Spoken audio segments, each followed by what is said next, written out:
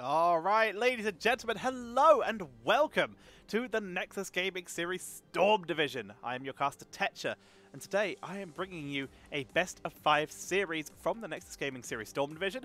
We are going to be bringing you a wonderful matchup today, which is going to be ReGen versus WildHeart Omega, the battle for 6th place.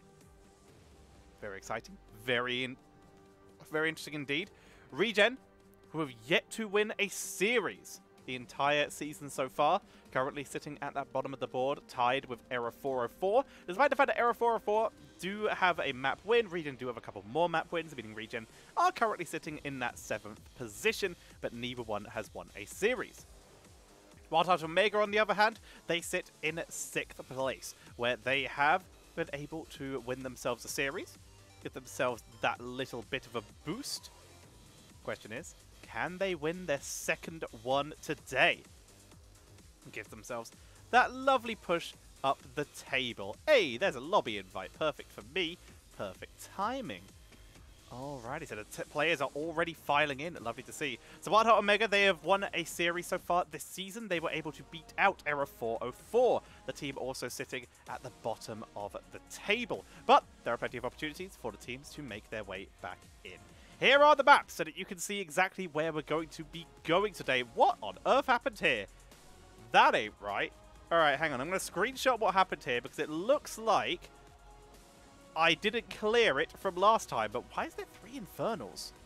Many questions to be had. So hold up. Let me get the maps back and we're just going to talk through them while I put them back in. Unlucky mistakes were made. Everybody makes mistakes. So, WildHeart Omega, I have to reload that because it crashes every time you do that. I'll let the players know I'm ready so I don't keep them waiting. Cast R. So, WildHeart Omega lost the coin toss, so they are taking us to the map here. They started out with a Sky Temple ban. Is that changing correctly? Is that breaking again? Or is it going to show up accurately? That looks good. So Sky Temple is banned out. ReGen took away Tomb of the Spider Queen. Looks like we have we're just waiting for Lupus to start in the actual game. Dragonshire was then removed by WildHeart Omega. We took out Battlefield of Eternity from the members of ReGen, which means we are still going to Infernal Shrines, but not 3 times in a row. This was, in fact, selected by WildHeart Omega, as ReGen are getting first pick and first ban. There we go. We fixed it. Nobody panic. Everything is fine. Do not be concerned. Do not be discouraged. Please do not look at the man behind the curtain. I'm sure many teams would just love to play Shrines 3 times to start the series. Yeah, that would certainly do it. That would be interesting. Maybe we need that. Maybe we need a... Maybe we need a tournament that is just... We need like a series of like 10 tournaments based on each individual map and only on each individual map. Each game is a best of 3. I'm sure that would probably be pretty dull. But because we get some very repetitive games. But it'd be interesting if each single individual map was worth points, and when we get to the end, finally we enter into a tournament where the teams can actually pick the maps. But we also force them to play on stuff like Black Hearts and Haunted Mines, even though that map is still buggier than underneath a log in a dank river valley. So, looks like the teams are just about ready, meaning we're going to be jumping into the draft very shortly here. Encoding overload. I'm going to assume that that's fine and that I don't need to worry about it and that the stream is just going to run fine and everything is okay. I'm sure that's just not a problem. Nexus Shrines Division. Love it. Alrighty, so players, take us to a game already. There it is. We have a map. Let's get this going. We are heading to Infernal Shrines as our first map of the day. It's a best of 5 series, as a reminder. We're starting off with ReGen versus WildHeart Omega. ReGen with first pick and first ban. ReGen, in terms of their hero pick priorities, and they have 3 heroes with their most highest pick rate, with Anubarak, Brightwing, and Falstad. All sitting pretty here. Never mind, the fact it shows here that they have a 100% win rate, meaning that the statistics on Hero's profile are just incorrect, because that's not possible, because ReGen have only won a couple maps, so their ReGen's information here is just straight up wrong. So we're going to try again on a different tab, using a different method to get to that page and see if that's better. Are there just like 3 pages of ReGen? Is that what's happening? There we go. That's a more accurate ReGen post. So there's just like 3 ReGen pages. Hero's profile, obviously firing on all cylinders as usual. So, Anub'arak, Falstad, and Anub'arak, Falstad are the 2 highest picked heroes for the side of ReGen, and both of them are still available. They're going to have that Junkrat banned away from them. They have played that a couple times. It is currently 0-2, but it does offer a lot of wave clear, a lot of rotational ability, which can be very punishing. They're going to start off with that Hogger pick. Very smart startup here, very solid on the objective. It's actually one of their more latest played heroes. They currently have played Hogger 5 times, which is a 60% win rate, a 3 and 2 for them. It's a nice little boost. WildHeart Omega stealing away one of ReGen's top heroes here, taking that Anub'arak from them. It's one of their most played heroes as well, though. 2 games played. And their games are very much split. They have a lot more 1 heroes played, a lot more heroes played twice, a lot more heroes played 3 times than ReGen, who have a lot more of a focus up at the top.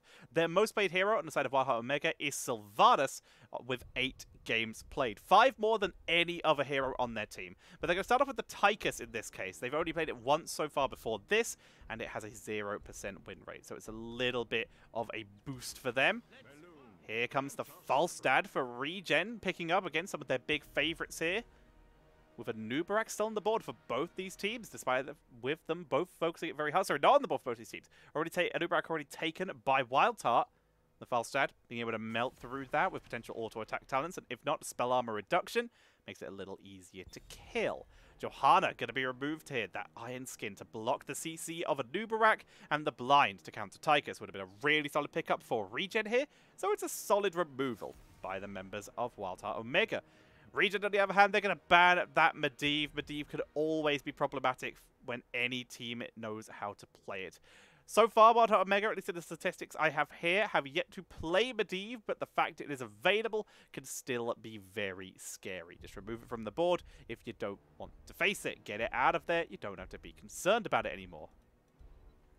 WildHeart Omega now. What are we going to be seeing for them? They get the Decker plus a noob. Very good for zoning, and the Zebo let through the draft up to this stage. They now have a little bit of protection with that Deckard. Even if it's not the best burst healing, it does give a solid amount of zoning potential, a little bit of control over the map, and that's going to give them, that Zebo, a little bit more safety. They now have a solid chance of either waiting till the late game to get that Vile Infection, or if not, at least stacking those spiders quite early on in the game with those slows, with those stuns. That might set them up very well. Malfurion does have okay healing with his level 10 healing talent, but the question is, will they go for that, and will the Zebo be able to out-damage that Tychus? Also going to be quite punishing. This May going to have to do a lot of the work here, going to have to be very mobile to absorb some of that damage. It's a solid pick though. May, one of the most survivable tanks, due to the fact she has an escape, she has a big old knockback, she has some slows, some stuns, some blinds, and of course a big shield and heal ability, which is going to help keep her alive very effectively. And Hanzo to poke away. Neither of ReGen's assassins are the best on the objective until later levels, but later levels they are going to be cleaning up quite well, but they are set up very effectively for team fights. Whilst on Omega, they're going to bust out that Dahaka here. That gives them the opportunity to try and catch people like that Malfurion, like that Hanzo, and try and set them up for Nazebos. It also gives them the opportunity to try and out-soak ReGen, who are going to have to be relying on Falstad. So having that Dahaka kind of neutralizes that Falstad ability for globals at least a little bit, and gives them a bit more control over the objective. Excellent. We are good. So, hope everyone's having a good time. Hope everyone's ready for game number 1. This will be game number 1 of the next Escapist Series Storm Division. We're in week number 5, I think. But we're going to be having a solid game. This is a battle at the bottom of the table to see who can begin creeping up as the playoffs do approach. Will we see the members of WildHeart Omega get their second win on the board and continue to seize control here? Or will we see ReGen finally get a rededicated redemption? Regemption? We'll go with redemption. A redemption to try and get themselves on the board in general. Key, thank you for the 200 bits. Very appreciated. Thank you very much. Remember, when you support your Storm Div casters, the money goes to the casters during Storm Div broadcast. So if you like what's happening right now, make sure to support your caster by dropping a sub, dropping a donation, and enjoying yourself. Speaking of enjoying ourselves, the game's happening. Let's get this underway on the left-hand side in the blue trunks. It shall be WildHeart Omega, with Brown Baller playing on that Nazebo Slug Hunter, who for starters makes superb videos, but for second is on the Deckard Cain. Reb is on the Tychus, Nitori is playing Dahaka, and Lupus will be playing the Anubarak. Whereas on the right-hand side, it is ReGen, completely different roster to last season, but a much more consistent roster. Let's see if it can get them some wins today with Eraganos playing on that May. Albatox will be playing the Hanzo, sneaking down to bot lane already. Splash, the best Magikarp move, playing Malfurion. Flyest Raven on the appropriate Falstad, and already splitting off into the top lane, Altanian will be playing the Hogger. I'm Techa. This is game number 1 of Storm Division. Let's get this underway.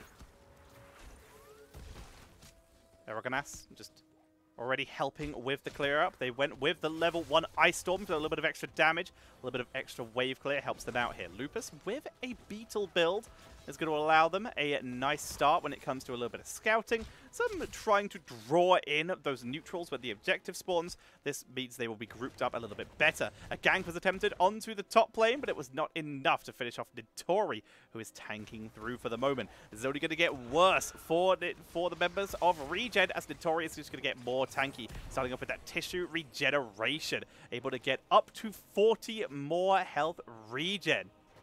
Going to be very helpful here in the late game, and of course that extra 10 essence means a big boost in burst sustain as well if they can survive initial engagement. Falstad did go for that auto attack frequent flyer to try and help with the killing of those frontliners, try and burn through that Nubarak very quickly here. Deckard with the Sapphire. This means that they could build into a Emerald here. Emerald, a sleeper, pretty solid counter to a May. May is a big self-healer. Malfurion's healing is all over time, meaning Emerald is very easy to drop as a counter. Drop it on May as she cryostasis. Drop it on Malfurion as they are healing someone else, so that anti-heal is good. Sapphire and Emerald usually go quite well together. I doubt we'll see, I was about to say, I doubt we'll see full gem build, so we'll go with Potion of Shielding. They could also go for the Can Ice Cube and get some damage reduction as well, also just as viable. Hanzo starting off with simple geometry here, but building into explosive arrows. A little bit of burst wave clear and some good damage for later on. This will set up with those extra 2 arrows into either the percentage damage Giant Slayer arrows or the piercing arrows to try and get some big burst in the objective. Considering we're on Infernal Shrines, the likelihood is it's going to be those piercing arrows so that you don't get your shots blocked by the Shrine minions. Tychus, Reb here, starting off with the more standard builds these days, used in America, Korea, and Europe, so everyone is agreeing it's pretty solid. When you don't need to go full auto-attack build, you can go for a siege-based Tychus build. This builds in with the quarterback as level 1, which gives you long-range poke. You can build into that with the meltdown at level 4. Master Assassin allows you to get extra attack speed at base. It's not just a full quest to get the objective. You still get 10% at base, and an extra 50% if you complete the quest. This also carries over to your Odin, which helps you with the siege because the Odin outranges towers. So you get Meltdown, Quarterback, and of course that lovely cheeky Master Assassin, which is going to allow you to massively siege structures and poke away. You can either build into the Q talents or any of the other talents at 13 and 16. Hogger isn't going to get the full permanent bounce, but Altanium did get a good amount of spin there and actually gets their team a little bit of a lead here. Then Tori, the drag in the zombie wall here, and Eragonos is going to be absolutely dragged to the ground there and killed off. Falstad not flying down yet, so we're seeing a little bit of an XP lead being picked up here. Albatox gets away. No! Killed off by the Zebo. The spiders chasing down all the poison. One of the 2 able to finish off that kill. As such, WildHeart Omega getting a very solid head start here. They're going to be able to take this first objective. Even with the 10 grabbed by the Hogger, their Hogger has to now retreat. Altanian will make their way back up. Falstad has already left that top lane, making their way back in. They still got a lot of stacks. There's that Emerald, as predicted, leeching Scarabs for the Anubarak, the extra sustain. This is a full sustain-based build for the Anubarak. The Beetles gives them a lot of abilities to absorb shots from people like Hanzo. A little bit of a follow-up stun onto Eragonos. Poke him down a bit, No big commitment there. Scroller ceiling doesn't get too much, but Albertox eats a full mortar shot from the Punisher. Going to get dropped very low. Has to be very careful where they stand. One big burst will be enough to finish them off. There's that boomerang. Very solid, even with the auto-attack build these days. You can see they've built into Frequent Flyer and the Hammer Gains, but Boomerang instead of Secret Weapon. Secret Weapon can be good if you're just going to be trying to burn something over time, but if you want that little bit of burst, and of course to stack up and wave clear, then the Boomerang is going to get you some insane value. You're going to be able to clear out the camps so much easier, clear out the minion wave so much easier with that extra burst damage, and you set up for your teammate, in this case the Hanzo or the Hogger, with that spell armor reduction, which is going to allow your teammates to do a lot of extra damage as well. It's a combination of late game damage builders. They're able to kill off Tychus with this gank. Good kill by ReGen. They're first on the board. You set yourself up for late game damage with the auto attacks by clearing more minions, but also assist your team in the early game with that armor reduction. Lupus clearing out. Spiders currently up to 64 stacks. They went for Hex Crawlers, not committing it to the late game with something like a Blood Ritual to maximize their ability to grab the Violent Infection. This could be built into the fact that they are 100% confident in just stacking this up, and this is some of the best burst sustained in the terms of the Hex Crawlers. They don't need big voodoo, don't need to commit even harder for that. It's potentially a bit much, and they don't need that Blood Ritual because they're sure they're going to stack anyway, and if not, they can always build into some of the other talents. For now, we're seeing the siege camps cleared away, a little bit of extra value gained onto the map. Flyest Raven already pushing out the lane, gets a lot of extra pressure.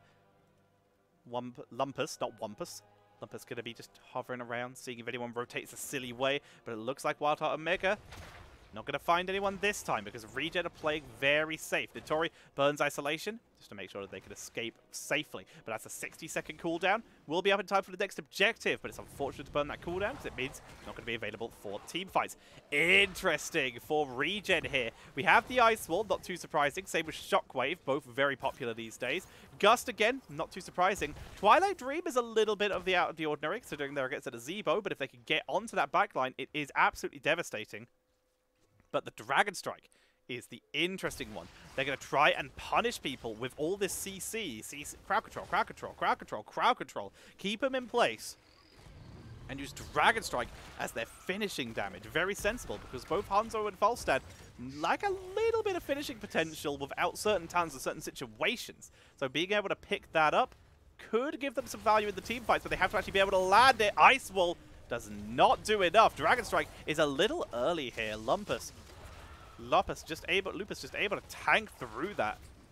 Not going to get caught out much. Just takes a little bit of Dragon Strike damage as the kill went over onto Falstad. It's 3 kills to 1 right now in favor of WildHeart Omega.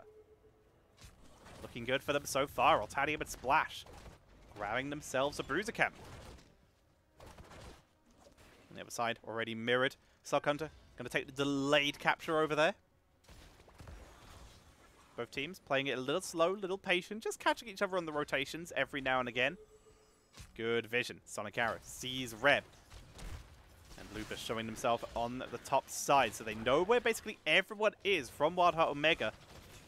The Haka flanking in from below, though, going to eat a little bit of damage. Aragados going to be the one to zone them away. Has to burn that essence already. That's going to be very difficult for them on the team fight. Altanium dodging everything here. Up to 54 stacks on that Brute Force already. Both teams trying to find that angle. We've yet to see the Odin be popped, potentially being saved for pure siege. Dragon Strike being burned early. That's going to give them a little bit of extra zoning. Team is split in half, but there's no follow-up, no commitment, really. Good start with the Shockwave from Hogano. That might be enough to set them up as they get the kill on the Decade. Splash is blocked completely by the team's own Ice Wall. Splash is chased down. Falstad is dropped, as is Malfurion. Aragados is completely body blocked in as Lupus chases him down. And we are seeing WildHeart Omega, despite losing the first kill in that fight, they regain control, utilize their opponent's Ice Wall in their own favor to trap the opponents in, control the positioning, and they will grab this second Punisher of the game. They're not even going to grab it in any immediate time. They'd rather wait for Decade to respawn, get themselves some value elsewhere. They are in no hurry. They need one of these Shrine minions. In the meantime, Nitori gets experience. Falstad already flying down to match. Altanium is clearing out top lane because there is a Fallen Shaman up here. But WildHeart Omega looking very strong right now. Have a good amount of potential. Looks like they may be looking to try and grab Volstad here. Barrel roll. Burrow charge. Very well aimed. Not able to land the Q, but the root is good, as is the grenade. The Spiders able to hunt down and grab the kill. You can see the Zebo very wise to not end up picking the Blood Ritual here. Hex Trawlers is giving them that big sustain, and it's so far more than enough. They're up to 122 at level 14. More than enough to be able to get Vial Infection when the time comes around. Nintori able to finish off the objective. Splash is able to force it out, as they were. Pressure Rocket forces the reaction out of Dahaka. Another siege camp being grabbed by WildHeart Omega. This is perfectly timed almost. Going to be a tiny bit late to rotate round and follow them, meaning they have 2 siege camps to make their way into this mid lane. It's a Frost Punisher as well. Where is that freeze to freeze the fort so they can dive past it? Being very patient for now. Not going to hyper commit to it. There's the Ice Wall. Opportunity to try and pick up the Anubrak, but no, just sidesteps the Aesthetic Dragons. And that is what they are in this game. The Aesthetic Dragons more than anything else so far. As Albertox just playing far back. I 100% understand what they're trying to do, and if they can land it, that's going to be absolutely insane. But so far, they've not had the setup to make maximum use out of this Dragon Strike. Great isolation to time with the end of the Cryo Freeze, meaning that we see Mei getting dropped, and mid-keep is about to go down at 10 minutes. The 11-minute mark just coming up. This is great news for WildHeart Omega. We see the members of ReGen popping back into the base to heal up. They're gonna use Anubrak Beetles and the rest of their Odin to try and get keep number 2. The next objective is in top lane. They don't even have the fort here yet. Malfurion drops their version of the Cleanse and Nature's Cure to get Albertox out of there, but gets cocooned for it. Flyest Raven cancels the fly. That was so dangerous. But they are able to get away. They are able to escape from the danger. We'll see the rotation down to the bot lane. WildHeart Omega continuing to keep value, keep control of the map. Nintori going to be finishing off a lot of their hits. Malfurion just playing far back with the rest of the team. Nazebo gaining stacks. Top already cleared out by the rest of the members of WildHeart Omega. ReGen, they still have the potential once this late game comes around where they can turn this round and get some potential for big blow-ups. But right now, they're not looking in the best shape. They need to start fighting these fights sooner rather than later. They're about to hit 16, which will put them on even talents again. You can see the members of ReGen to rotate up and see if they can set something up as level 16 is hit. Falstad was spotted. Flyest Raven spotted on the right side. There's that piercing arrows as we predicted, as we talked about at the start. May yet to pick up, has cooling servos so far. Headbanger for the Hogger. No surprise there, a little bit of percentage damage. Falstad also hiding their talent. Extra movement speed on barrel roll is likely to be the case, and there it is with the Afterburner. And the Black Ice as well for Mei. A little bit of extra slow. They're going to go in fact. And no, members of WildHeart Omega already backing away, avoiding getting caught out of position. Nice grenade. Shockwave stuns 3 members. They're trying to make something happen here. And that is a good Dragon Strike. Lupus this time is melted, slowed inside and burned down. Speaking of burn, the spiders and the zombies just completely slap that Mei to death. Getting absolutely bodied here, making this a 1-for-1. Both teams losing their tank as Altanian is chased down. 1 grenade to finish the job, but no, Hog Wild gets them out of danger. Slug Hunter just eats all the arrows. Next objective going to be in this top lane. Again, no keep available for ReGen, but they do have a fort, which is quite nice. Let's have a look at the killing. Hello? Oh, I hit the save button instead of the replay button. Never mind. Alrighty. WildHeart Omega making their way up to the top lane to set themselves up. Anubrak back in 8 seconds, mate. Back in 5. WildHeart Omega, though, they know they have the advantage. They're still going to set this up. And the fact is they can just kind of leave this. They can actually give this over to ReGen if they want to. They're going to be able to set themselves up for a level 20 fight once they have the opportunity to, once their team is here. But they don't want to. They are not here to give mercy and wait. They burn the isolation. Dragon Strike comes out. Nintori's actually going to eat a lot of that. Even the Tunneling Claws going to walk straight into the blizzard. Able to dodge out of the way of that. As Flyest Raven's going to get CC'd down and picked off. Iceball catches Tychus here, traps them away. But the Spiders are just eating Mei. She can't sustain. Altanian is stunned looking rib. As to Hog Wild, though, the Spiders are fast. Grenade finds the kill with that Titan grenade. Catapults in the mid lane. They don't even want the objective. They are here for blood. With 40 seconds left on Hogger, they run straight for the core. except for Tori, who takes a couple seconds to hit the bruiser cam, realizes, oh yeah, the game, and is going to make their way in to pick up game number 1, most likely for WildHeart Omega. Hanzo could maybe try something here, gonna make that jump, but they're gonna have to land some insane bounces to be able to do enough damage to stop this core going down. And with the Odin activated, that is just not going to happen. Game number 1 is going to go over to the members of WildHeart Omega in 40 minutes and 47 seconds.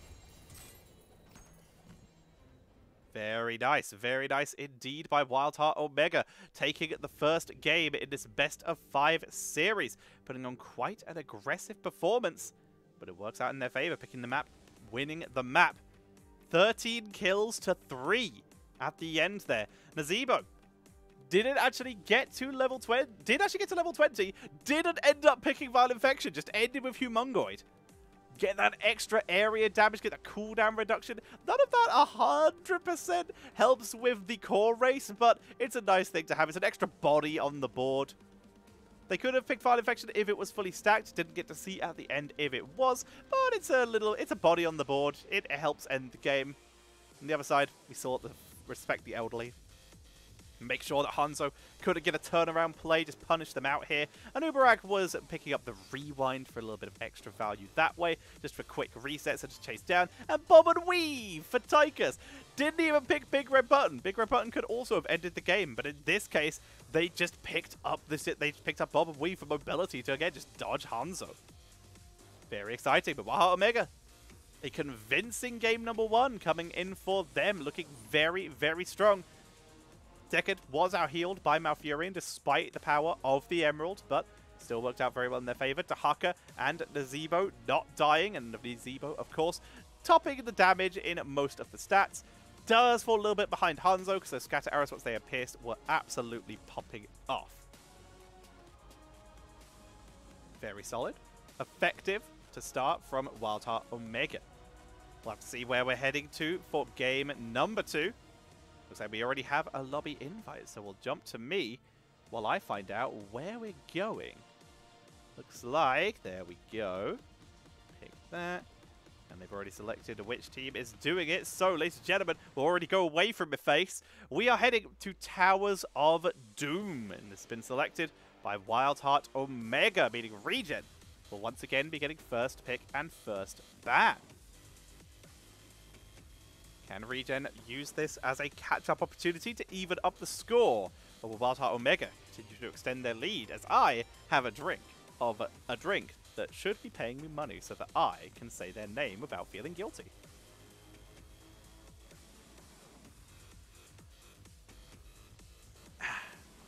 Delicious energy drink of your choice. Who wants to give me money?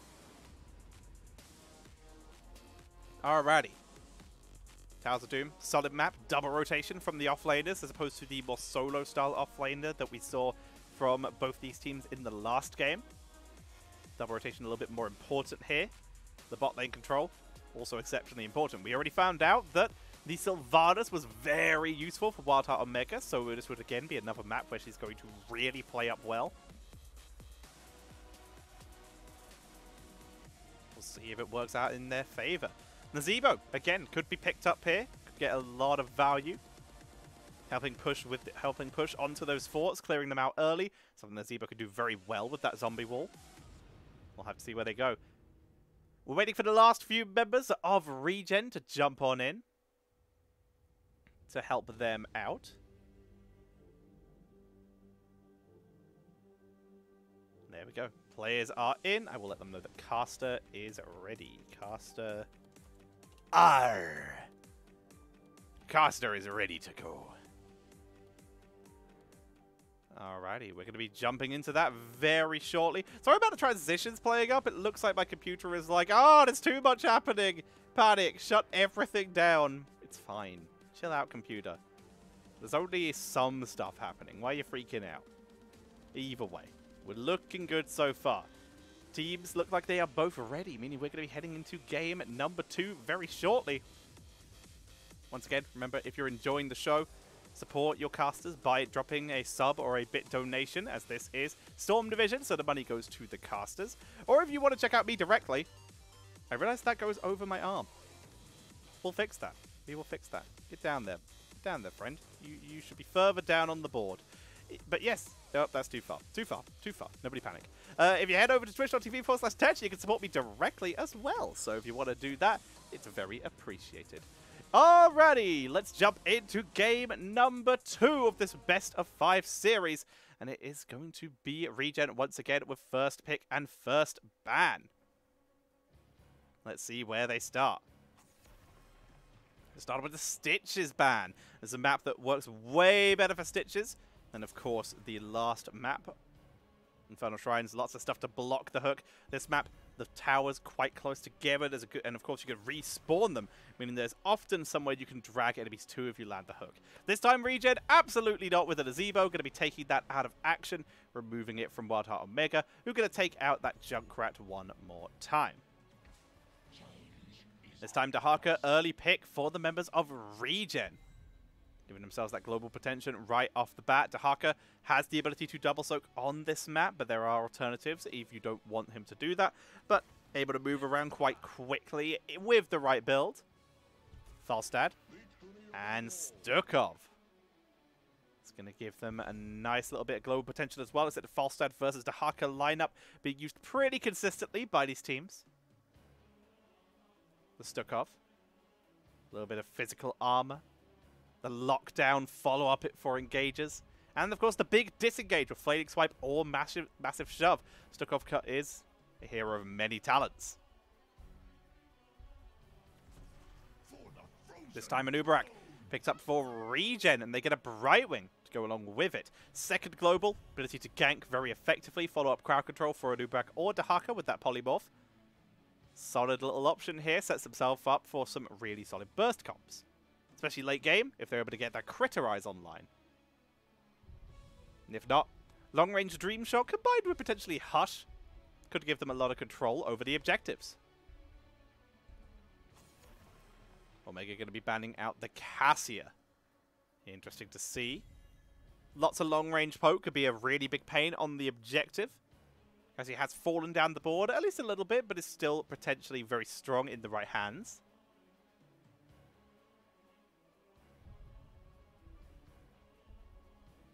Now, what do we see from ReGen for their final ban? Falstad Stukov on the board. They have a Nubarak Johanna ban once again. And there it is. Johanna taken out of action here.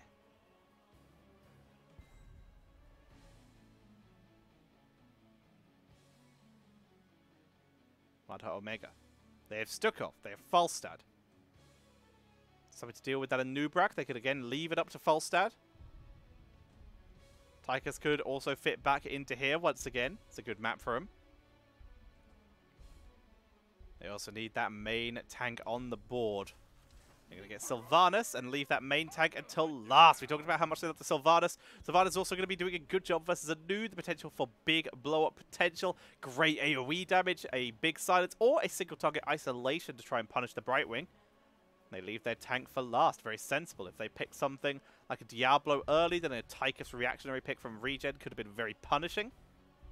So it's a solid opportunity for them to just wait it out and play a delay strat, especially as they already know which offlane ReGen is running.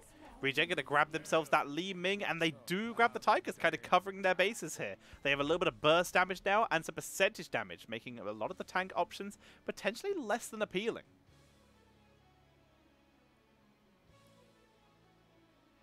So now WildHeart Omega, their tank pick. Options are a little limited in terms of effective options. This may be another May game for WildHeart Omega this time. No, main tank Blaze. Okay. That is going to give them a little bit of extra sustain, some nice burst damage. Great wave clear. That's going to really help their rotations. Potential for large AoE stuns, spell armor, or spell power reduction as the game goes on. Is potentially a little weak to Tychus, but does have Bunker as a backup option for that. If they're being melted, they can always just kind of say no and leave. Always a viable option, could keep them protected that way. Alrighty, ladies and gentlemen. Solid pickups by both teams here. WildHeart Omega They're going with a little bit of a riskier pick. The Blaze main tag is 100% viable, but it is a little bit riskier compared to a lot more of the standard picks. It's still going to do a lot of work, though, I feel. That Blaze is going to really clean up a lot of these members if it can get the big CCs. Flyest Raven is going to have to do a lot of work. Flyest Raven is one of my favorite players in Amateur NA at the moment, so I am a big fan and I'm excited to see them do well on this Tychus, but they need to be very careful about getting engaged upon. Let's jump on in, ladies and gentlemen, to game number 2. And on the left-hand side, currently 1-0 up. It is WildHeart Omega with Reb on the false stand, Nitori on the Hogger. Lupus will be playing Blaze, Slug Hunter on the Stukov, and we have Brown Baller playing the Sylvanas. The battle begins. Whereas, on the right-hand side, it shall be ReGen with Flyest Raven on that Tychus, Splash on the Brightwing. Altanian will be playing Tahaka. Albertox is on that cheeky Li Ming, and Ragados is playing the Anubarak. I am Tetch, and this is game number 2 for the Nexus Gaming Series Storm Division. Let's pick this up. Good stun. Onto El Ragados, and El Ragados going to be absolutely deleted here. The drag onto Lupus, not enough to set up anything. Weighted Pustule, really punishing Splash as well. Another great stun. Lupus popping off it, eats a grenade, but is able to escape. Also grab the Stars of Globe, and we see Tahaka go down as well. Very effective fight here by the members of WildHeart Omega, picking up that first kill very effectively. But now keep an eye on Tahaka in the main game, by the way. Flyest Raven is getting absolutely bodied, and Brightwing will give their life for it.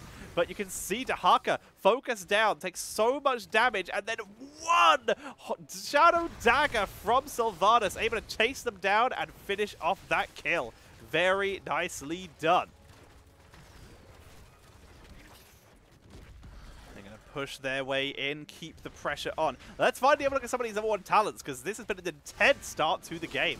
We're going to start off with the new habits for Blaze, going in for that unstoppable. Could build into Meltdown if they wanted to for damage reduction. Really dive that backline.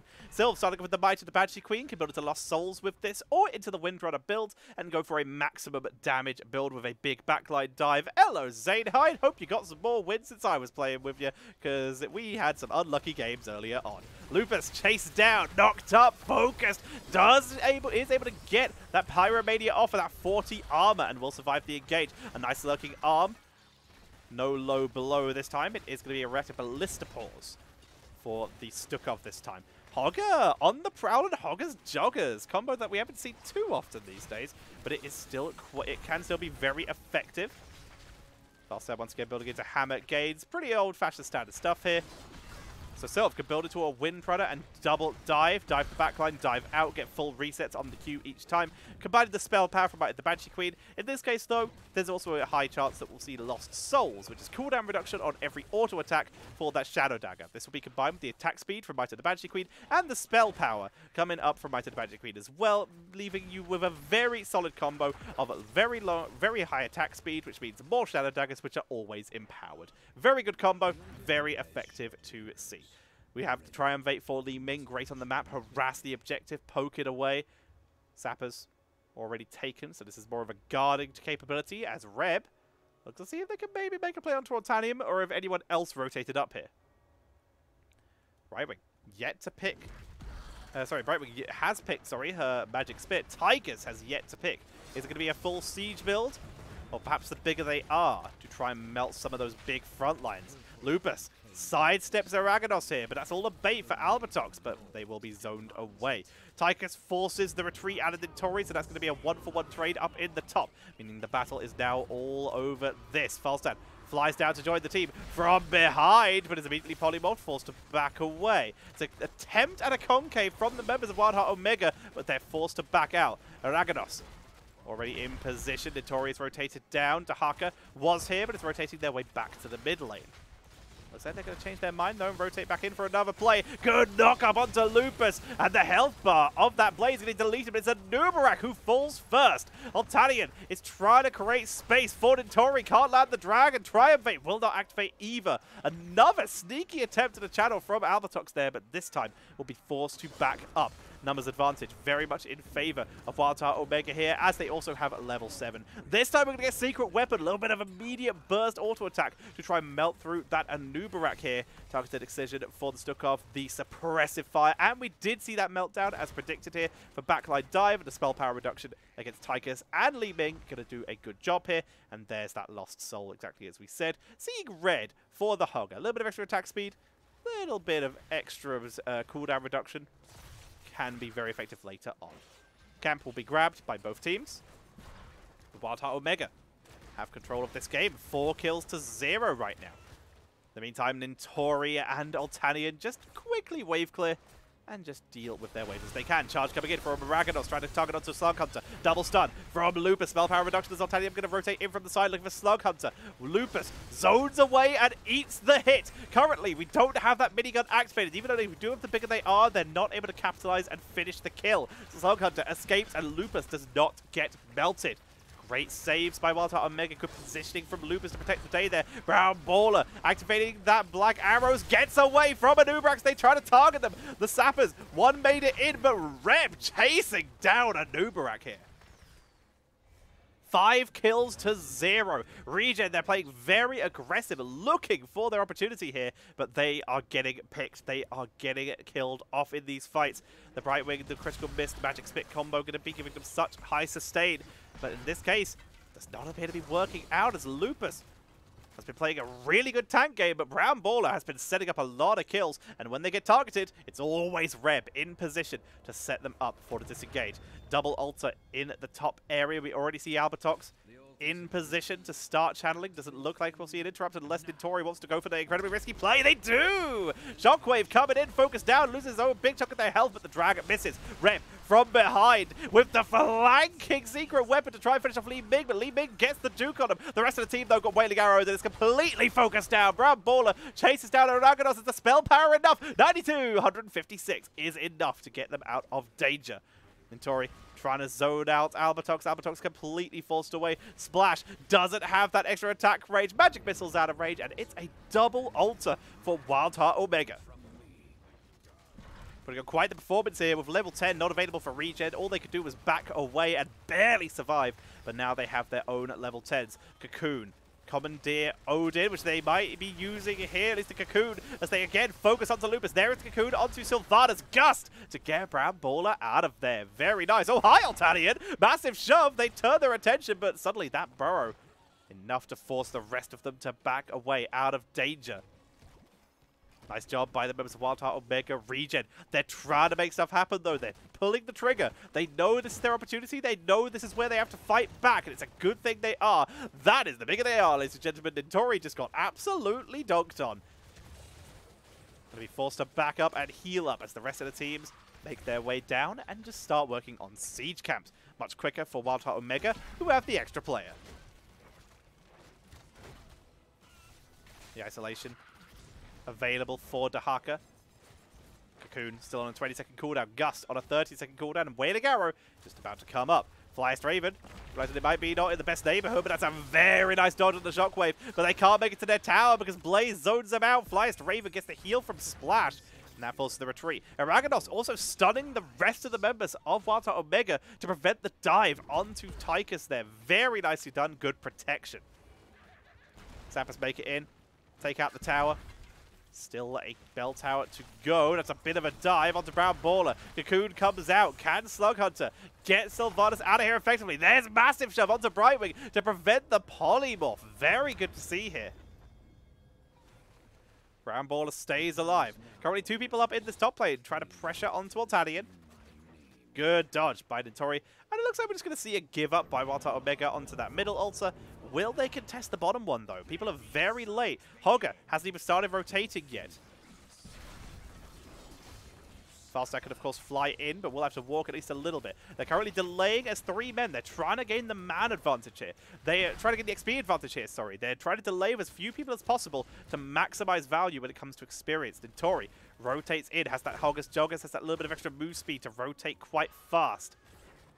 In the meantime, Falstad making the most of their range advantage. Outplayed. Baiting out the isolation. Finds nothing. Shots taken by WildHeart Omega, who get the experience lead, and also are able to get those shots and take out a big chunk of this front wall as well. Burrow charge, not enough counter stun with the shockwave as well. The stun lock, wailing arrow as well. They push in deeper, but Brown Baller unable to finish the kill alone. Falsa not being there, they did not have the damage out, but Dahaka going to be burrowing in. They're going to try and turn this into a 5 versus 4. Hogger with the bounce, massive shove to buy some time. Bunker comes out to buy a little bit of time as well. 4 stuck up, which gets them out of danger. In the meantime, though, Hogger very much in a wrong neighborhood here. Gets the knockback. There's the gust. Hog Wild with the heal. Bonus healing from the Hoggers Joggers.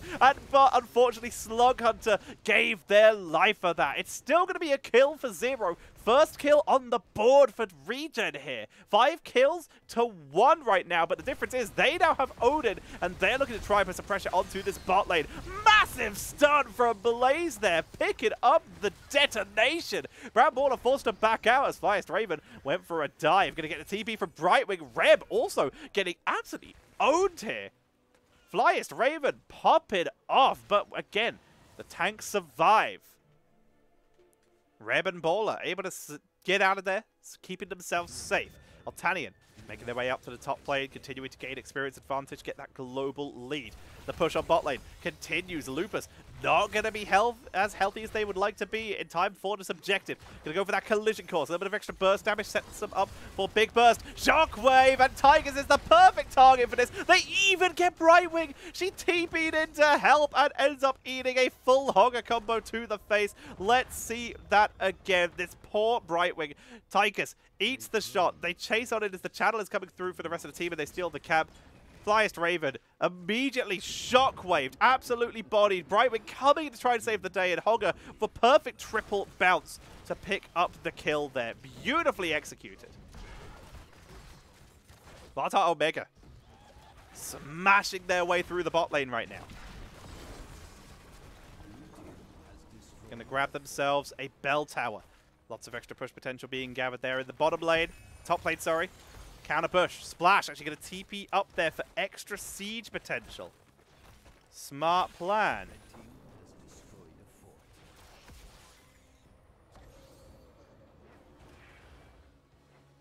A little bit of extra wave clear has been done. Sappers making their way into the bottom lane. Big rotation up to top lane. Protect the bell tower. They wanted to see if anyone stepped up to try and clear the lane. ReGen find no one, though. WildHeart Omega, they know they have control of bot lane. This is just a simple 1-for-1 trade for them. They are in no rush. They're even just going to make their way bot lane, see if they can get some of those sappers in. Flyest Raven playing safe. A shockwave could set this up, but I don't know if Reb has enough damage to finish the blow. Now it's a 3v3 in this bottom lane, but Tychus is on the way to make it a 4v3. Hogger to make it a 4v4 again. Level 16 available for both teams. Sapper 1 taken out. Sapper 2 and 3. Big charge by Lupus, though. Shockwave in the lurking arm, but Albatrox gets cleansed down, gets the burst heal from that critical mist. And that is enough to keep them alive, keep them safe. Hog Wild comes in, another great charge, but Lupus a little bit too low. Those Titan grenades are starting to hurt. Therefore, to just play it safe, slow from the oil. The Tori trying to knock him back. Looks like they are just going to lose this bottom bell tower. Can Falstad make it here in time? Yes, they can. Reb will prevent the Sapper push from ReGen from coming in. Even team able to get theirs in. Dahaka could burrow down here very quickly or make their way over to the left. So far, 1 set of shots for ReGen. And this is an extra shot for them. They have potentially 15 shots available here. Dahaka going for the channel. Falstad going to try and make it in time. Will do so. Altania will be shut down here as the team fight starts. Good bounce from Hogger, tearing through again with the use of this lurking arm. Slug Hunter is popping off right now. Massive stun from Nintori as well, making the most of that headbanger, and they are able to get 6 shots for them, making that a 5-for-6 trade. Bottom bell tower going to be reclaimed. Falstad attempted to do the same thing, doing their best up in the top lane. They won't get it with this wave, but they'll set themselves up for the next one. They've actually delayed this. They didn't go for the 6. They're going to make this a 5-for-7. I'm sure they'd like to make it an 8, but there's 20 seconds left, and I don't think Reb can clear this in time. Do they take the risk? How patient are they? 5 seconds until Anubrak is back. Not that patient, especially with Dahaka showing up in top lane. They're just going to take those 4 shots. That's going to be a 7 for 5 in favor of WildHeart Omega.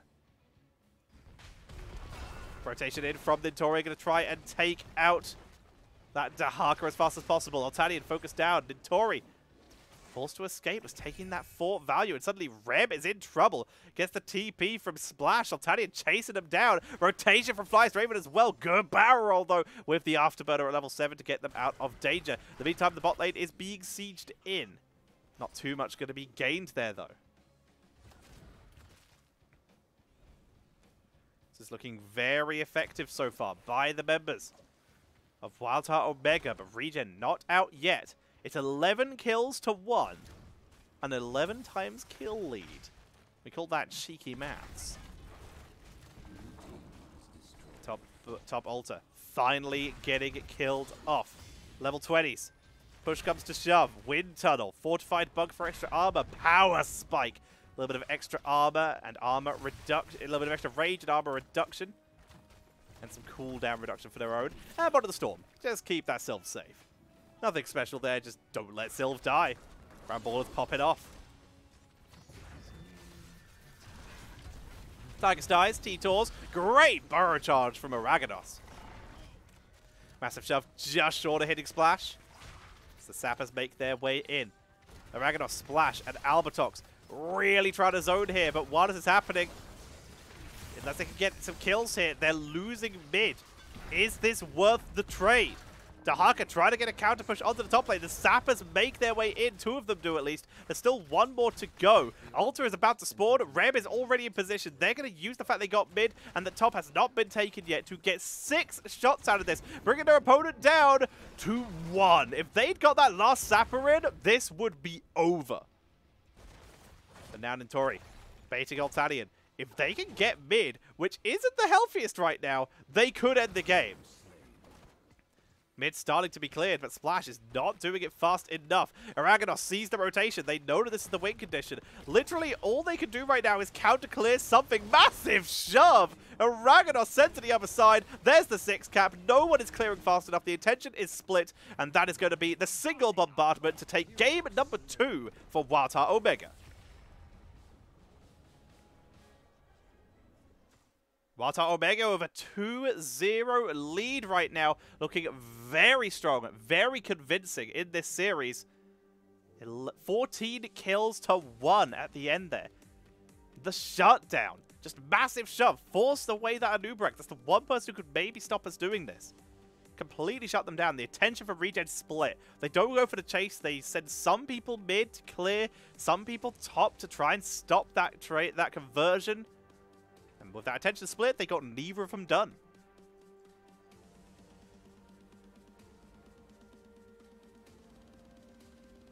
Well played by WildHeart Omega. 1 game away from taking this series. Once again, here's what the table looks like so that you are reminded. ReGen currently sitting with 2 map wins, but no series wins.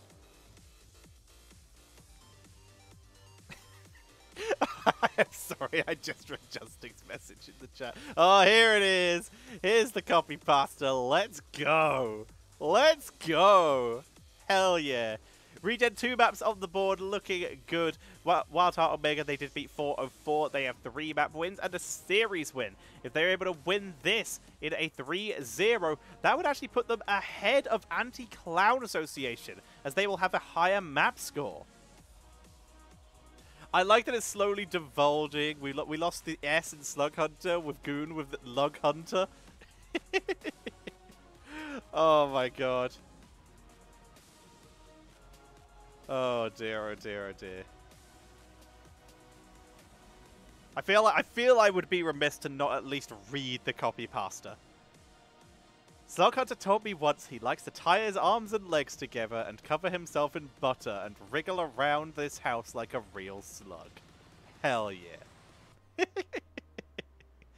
Alrighty, we're waiting for game number 3 to come on in. Here's the current map setup so that you know where we have been.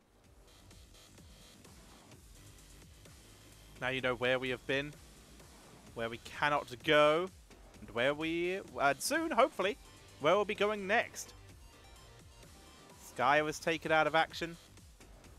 Dragonshire was taken out of action. Tomb and BOE. We have our lobby invite. Where is it going to be? Looks like we are going, which makes me realize that my map pool is incorrect, but that's fine. We are going to be heading for game number 3 to Volskaya Foundry, as selected, surprise, surprise, by WildHeart Omega. So yeah, I realized it was Braxis that was swapped out last season, not Volskaya. So Volskaya's in the pool by the looks of it, Braxis isn't. I'll have to fix that later. For now, WildHeart Omega 1 game away from claiming victory in this best of 5 situation. I'm going to give them a caster ready. Without a caps lock, preferably. There we go. Can WildHeart Omega clean this up in a full 3-game sweep? Or can ReGen perform the reverse sweep of their own and finally get themselves on the board? Week 7, the final week, is when we will have ReGen versus 404, which is exactly who are the 2 teams who have yet to win maps, which could be very exciting. Could give us the battle at the bottom of the table. The question is, will ReGen also have not won a series by that point? Or will they be going into that with that sneaky little advantage? We will have to wait and see. We will have to find out. I hope you're all ready and excited for the game. I know I'm excited. It should be fun. I'm Tetcher. My hair is an absolute mess. Unlucky brain. But whatevs. Because we're here for casting. Oh, they're in. Okay, we're just underway. Much love to you all, because there is a game happening right now. Teams not wasting any time as we head into Volskaya Foundry for game number 3. WildHeart Omega versus ReGen.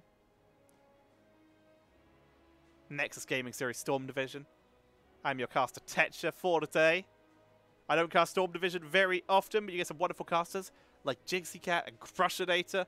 Bring you some amazing action. I'm just happy to be here for this one day at least. Make sure you follow the channel though, so that you know exactly when Storm Division goes live. ReGen, what do they start off with? I'm going to start off with Stukov. It's the first ban. Very reasonable. Slug Hunter was absolutely bopping fools.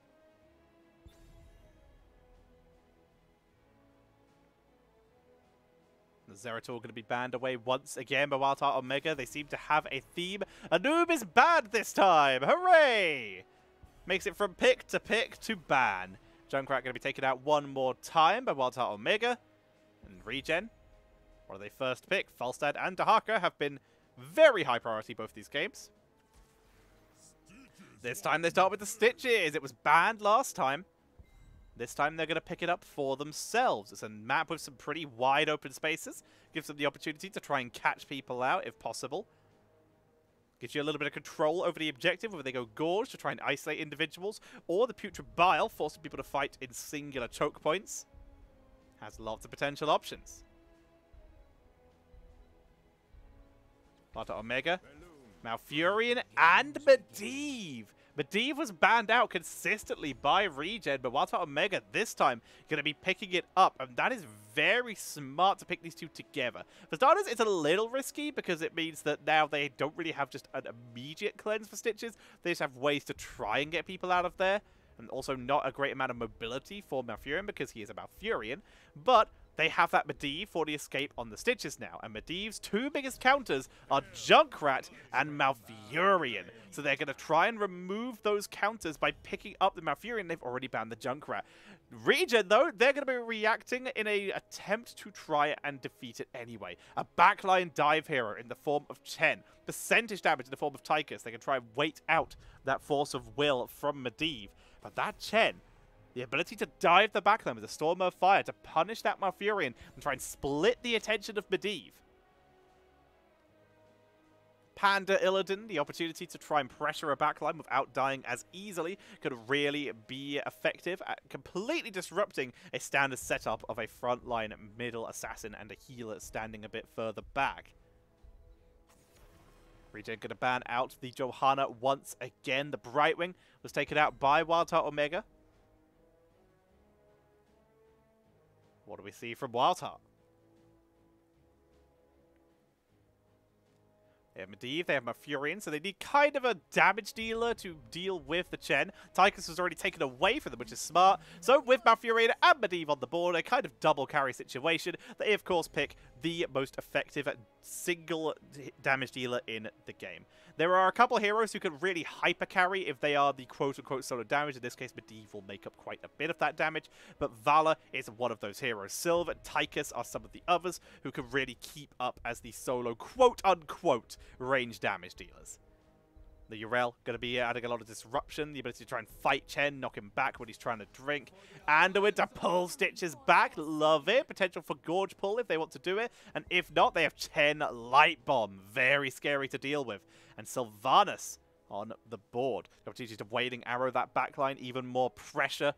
Or they could try and mind control people who come through the portal. WildHeart Omega taking a little bit of a trick from WildHeart proper. And they're going to bring out that Maiev main tank. Keep that Chen disrupted. Keep CCing him. Keep locking him down. Try and pull people together. It's a smart pickup here. It's a little squishier. But they don't really have to worry about that, considering that ReGen have Tychus and Sylvanas, who are both pretty reasonable at killing tanks. So instead they pick someone with that extra sustain, the ability to jump out the way of damage. Solid pickup. Is it enough, though? It is a little risky, but obviously they do have Medivh and Malfurion to try and help deal with that, to try and top up that damage output. But it is still a little bit risky. Will it be enough? I'm excited. I hope you are all excited as well, as we're going to be heading in to game number 3 on Volskaya Foundry. Will ReGen get that reverse sweep, or will it be WildHeart Omega taking a solid 3-0 here in the Nexus Gaming Series Storm Division? If you're having a good time, remember to, 1, make sure to hit exclamation mark Matcherino so that you can get in and support Storm Division and support the prize pool. If you like me, consider dropping a subscription here or some bits, because the donations there support your casters. And if you like me very much, then check out this little link down there, where you can support me over there and sub to me, where I cast stuff that isn't Storm Division and sometimes do silly shows. We have a draft and a game and a map. The map is Volskaya Foundry. The game is between WildHeart Omega and ReGen, and the draft is Slug Hunter on Malfurion, Brown Baller on Vala, Brown Baller, Reb is on the Medivh, Lupus on the Maiev, and Nintori is playing that Yrel. Whereas on the right-hand side, it is ReGen with Flyest Raven riding the Raven, playing the Sylph, Aragornos playing the Stitches, Splash playing the Anduin, who is right next to the Swimsuit Tychus, very appropriate, played by Albertox. And that leaves us with Panda Illidan, Altanian playing the Chen. Let's see if they can get that reverse sweep, or if WildHeart Omega will close this out. We're starting off with that Emerald Dreams. They want to really shut down and just keep maximum disruption onto their opponents. Portal through the wall. They're trying to predict it. Nice tether into the room. Pull into what? As Albertox going to try and chase down Reb, but what just happened? What just happened there? I think that was a friendly hook and a Anduin pull, but they just kind of overlapped and just went together. So there's tether, hook, and yeah, Anduin pull. They just sort of disrupted and just hit with neither. Very interesting. Very interesting. Brown Baller. There you go. Said it again. We're going to have the camps being started by the members of WildHeart Omega, not being started yet by ReGen because they're looking for Lupus. You ain't house. Lupus gets away. Why does my shirt remind you of Matt Berry? I don't know who that is. It should remind you of Brian Danielson. Altani, I'm going to check out, make sure that no one is picking up this fortification camp for now. That's the team going to rotate in and try and help out. We started with the patchwork creation, go-to talent these days. A Lightwell, that's a little bit rarer. We're seeing a lot of that power word shield these days, but we are still going to get that Lightwell. Makes sense, stick it under a Chen, get some maximum value that way, and Storm Scout Secret Recipe. It also combo very well with the patchwork creation from Stitches. The Storm Scout Secret Recipe, great sustain for Chen. They're not going to go with the Globe talent to just maximize shielding, because sometimes you are going to need that sustain outside of the shields. The Accumulating Flame. It's all about that backline damage and sustain for Chen. No just sitting there shielding his team. He is here to cause damage. Tenderizer Little cheeky in the rhythm. They want to be able to keep that damage going, avoid the Force of Will, avoid the Vault of the Wardens. The longer he can keep that minigun up, the more damage will be done to the backline. Camp's going to be picked up by the members of ReGen, mirrored on the other side by WildHeart Omega, but a little bit slower. They have gone for the multi-shot build, by the way. 4 stacks so far. Makes sense when you're a single assassin Valor. You're going to need a little bit of AoE damage, not just autos. So starting off with multi-shot, building into Manticore, going to really help you kill off any of these backliners or frontliners. Piercing Light for the Anduin. A little bit of spell power. Double Root's also nothing to sniff at. Reb spots Aragados. Both Urel and Maiev trying to position themselves so that they can eat these hooks if they were to come in. Not going to count out, though.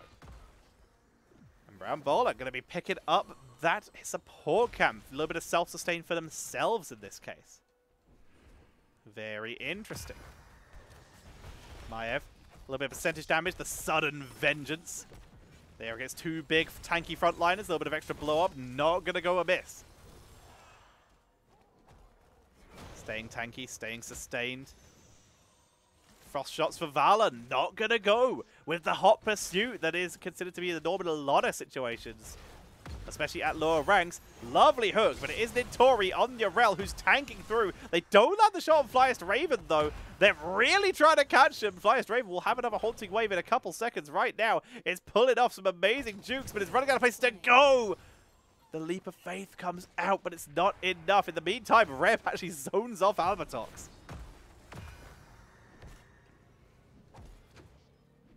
Remember Ares IT crowd toast alone? Oh, that guy. Okay, yeah, he was fun. I like him. Elusive Brawler. Makes sense against a Valor. Going to do some work. And technically against Maiev as well. I'm pretty sure the dodge will actually work on that tether. I like it. So yeah, not seeing the hot pursuit, in this case the frost shots, a little bit of extra damage as well as slow. It's a solid alteration these days.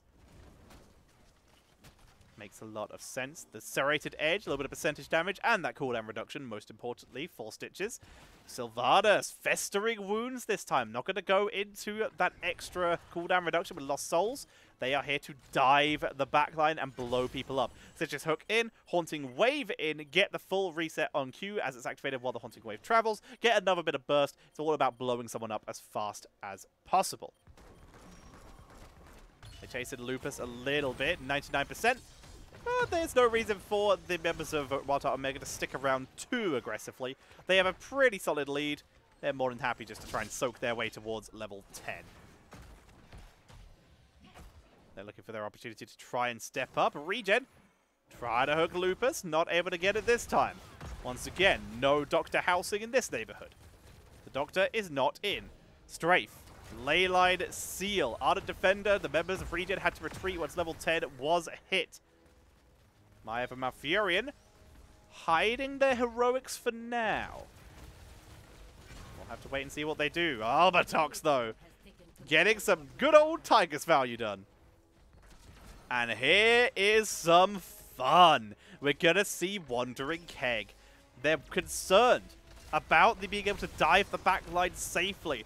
They need to be able to deal with these portals. So what do? They make it so you cannot stand anywhere safely. If you walk towards a portal, that is 100% predictable where you're going to end up. And Chen, they're going to be coming for you. Altanian, going to be ready to pop off and try and trap people.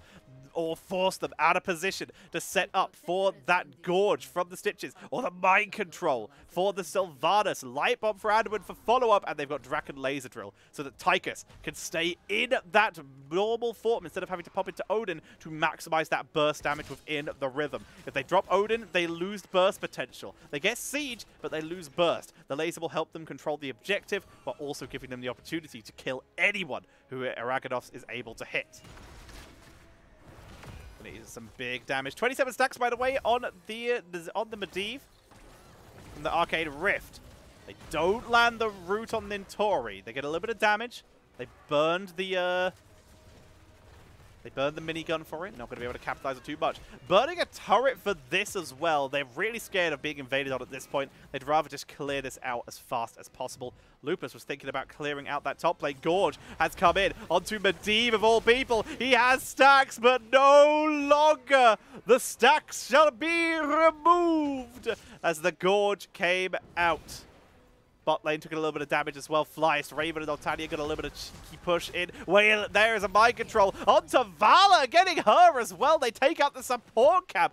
Flyest, Raven, getting some absolute massacres here. Just basically getting that in a 1v1. Sees Vala point blank, immediate hit deletion.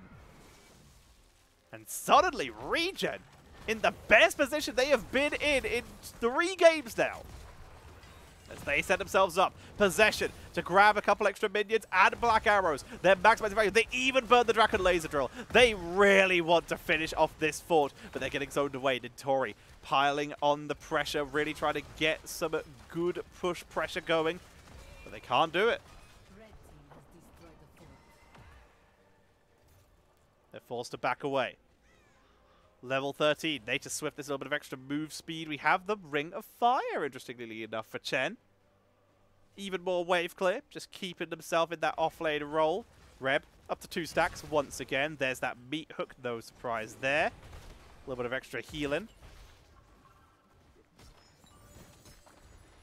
See what they can make a play. Oh, they stop Sylve! Sylve, no way out. Just resigns themselves to fate, does some damage. But the second that landed, that fight was over. This turret has already been grabbed, so now they're here purely for kills. Stenches knocked in. He doesn't drop the turret, though. Trust Splash. Great predictive portal. It did not land the hook, at least. But that portal was 100% red, predicting we lose this if Stitches lands a hook. This is how we mess up this engage. We got a kill. We didn't get the turret, but this is fine. We either get Stitches or he gets pulled and we get hooked. So the counter to that, drop the portal. Beautifully executed there.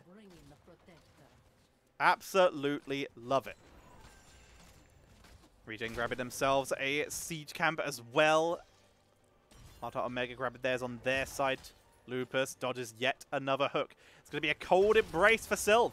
Combo with that Might of the Banshee Queen and Festering Wounds. It's going to be a huge detonation here. Becky, thank you very much for the raid. Flyest Raven poking away at Nitori. You can see that single target burst damage that they're getting here. Very scary to deal with. Speed of the Pious for the Anduin here, giving himself a little bit of extra mobility when they cast that W, and the cooldown reduction. Maximize the healing output, keep Stitches on the move. And yeah, Flyest Raven been split pushing a lot this game. On the side of WildHeart Omega, we have that Enduring Will, that extra protection going to be absolutely huge. The Velen's chosen. Holy Avenger, a little bit of extra damage and the cooldown reduction. Pulling them in the root, in the sleep. There's the barrel, but you can see the health bar ticking down. But Splash in position to get the heal, even gets the Desperate Prayer. That's enough. ReGen holding position. 65 to 0%. Gonna burn the Leyline Seal and the Containment Disc. Mind Control does not land. Flyest Raven getting absolutely deleted on the backside, forced to retreat. Arda Defender to isolate Splash. They chase them down. Strafe enough to finish off the kill. Brambola eats a lot of damage, but it's not enough. Lupus suddenly a little bit out of position. Portals to freedom. Safety is good. Sylve finds nothing. Hook onto Nitori, who's already been Arda Defender, going to eat the Force of Will, which will protect them. Another good grenade. Hook about to come back off cooldown. Doa Raganos can go for one last attempt to try and catch someone out of position. Reb sees it. Hook predicted. Finds Nitori again, but the knockback. Tether onto Altania, trying to pull him in. Barrel to shut it down. But that sucks that has to be used there. That can no longer be used for an engage. That was basically a 50-second cleanse that Altania has to use on themselves. Support camp going to be picked up. Oh, that was good. Lufa's going to be backing away. They pick up the support camp. WildHeart Omega get a little bit of momentum going there. They got to make their way back up here really quick, though. 99, 100. A little bit too slow. Members of ReGen will be able to grab themselves a protector. Got some percentage damage for the Rail with that Templar's Verdict. Temporal Flux, cooldown reduction on the Heroic Valor. There's that Manticore as predicted. Gloom is still the best talent on that level because it protects you against Burst, which Valor is very weak to, and still gives you a little bit of healing as well. Chen with the combo strikes really wants a little bit of damage on that backline and to win those 1v1s in the offlane. Stitches with the Pulverize, extra slow and armor reduction for kill potential. And Owen still gets the Glyph of Faith. Doesn't have the extra burst healing, but in this case, the double pull is still going to be very helpful. Protector getting murdered by Brown Baller here, making the most of that Manticore and even getting a couple stacks out of it in the process. On the other side of the map, Flyest Raven trying to gain value. They're splitting their lane push value, and it's getting some good work done. There's a catapult still down here. Lupus going to come on in. They've got a nice little light well down here. Good dodge by Splash. Hook! Just out of range. Everyone just ditched top, though, which means the Protector's just going to run in and bop this. The rest of the team trying to make their way down. Leyline Seal only catches Anduin, but that's going to be more than enough. Light Bomb gets a shield, but it's only 30 health left after it's popped. Araganos, percentage damage from Lupus, chased down, killed on the conveyor belt with the strafe as well. And that is huge momentum gained by WildHeart Omega, but they lost a fort for it. Ports coming out from the members of ReGen because they realize that they are getting pushed. They lose that fortification cap. Bot fort is about to get bopped. They need to make sure that they are regrouped, not called out of position, and that they can actually group up and either defend as a team or try and invade as a team. Except for Flyest Raven, who is once again just doing whatever they please and just popping these buildings. Bot fort getting pressured by the members of WildHeart Omega. They have 2 turrets and a support camp. Huge amount of value for them, and 1 level to go until level 20. It's a level and 2/3 for the members of ReGen. Mind Control burned a little early, then probably not looking for a team fight. That might have just been a dissuasive Mind Control. It is only 30 seconds left already. It's a very short cooldown. Tigers, by the way, sizzling attacks. Again, wants to stay in that pilot mode, but has a little bit of wave clear as well. It's a mixture of auto attack and absolute murder. Auto attack and wave clear builds.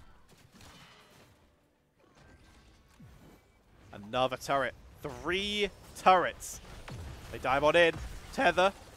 Dodge, but that's a great containment disc. But Barrel to protect the Anduin. Beautiful helping hand as well. Altanian to guard while Araganos came in for the save. That was a fill. Whoa. Reb escapes with the burn, and Slug Hunter very nearly ran into it while trying to save Reb. There will be some clenched butt cheeks tonight, ladies and gentlemen, but ReGen, they survived that incredibly. Great retreat, great protection for each other. WildHeart Omega are able to hit their level 20s. We have that Serenity. Medivh cheats. Seraphim. But Medivh, see if he does anything crazy. Death Siphon, full combo. Let's go. And Shadow Orb Vengeance. Get that cooldown reduction on Spirit of Vengeance, which is percentage damage for them. Reb finally has to rotate up and pick up the support cap because they realize, oops, everyone has an item. Has to be Reb. Get down here, you bird boy. ReGen going to be backing away. Playing it safe. They just need to soak for level 20 themselves. This gives WildHeart Omega time to finally deal with his bot lane. It's being bullied all game, and they just haven't had the time to stay here. Conveniently, this is also where the next objective will be, which is great news for ReGen. ReGen have been basically behind this entire game, but are massively ahead in terms of structures. Leap of Faith burned quite early, and this is exactly why. Despite the fact that ReGen have been losing all these fights, another great pull! Retreat! Nintori is in trouble! Pushed in, has to want to defend. A Light Bomb is burned. Hook! Gorge! Mayev's in trouble! This is turning so heavily into 4 versus 5. There comes the pull to get Lupus out of there and get some really good damage in the process. One more hook! Finds nothing. But every single time, ReGen are trying to make stuff happen. They're delaying, they're buying time, while Sylve pushes. And the second WildHeart Omega try to engage, ReGen retreat and try and force a hook. The second WildHeart disengage, they try to hook. ReGen are playing this really, really nicely. It's a war of attrition, distractions, and delays.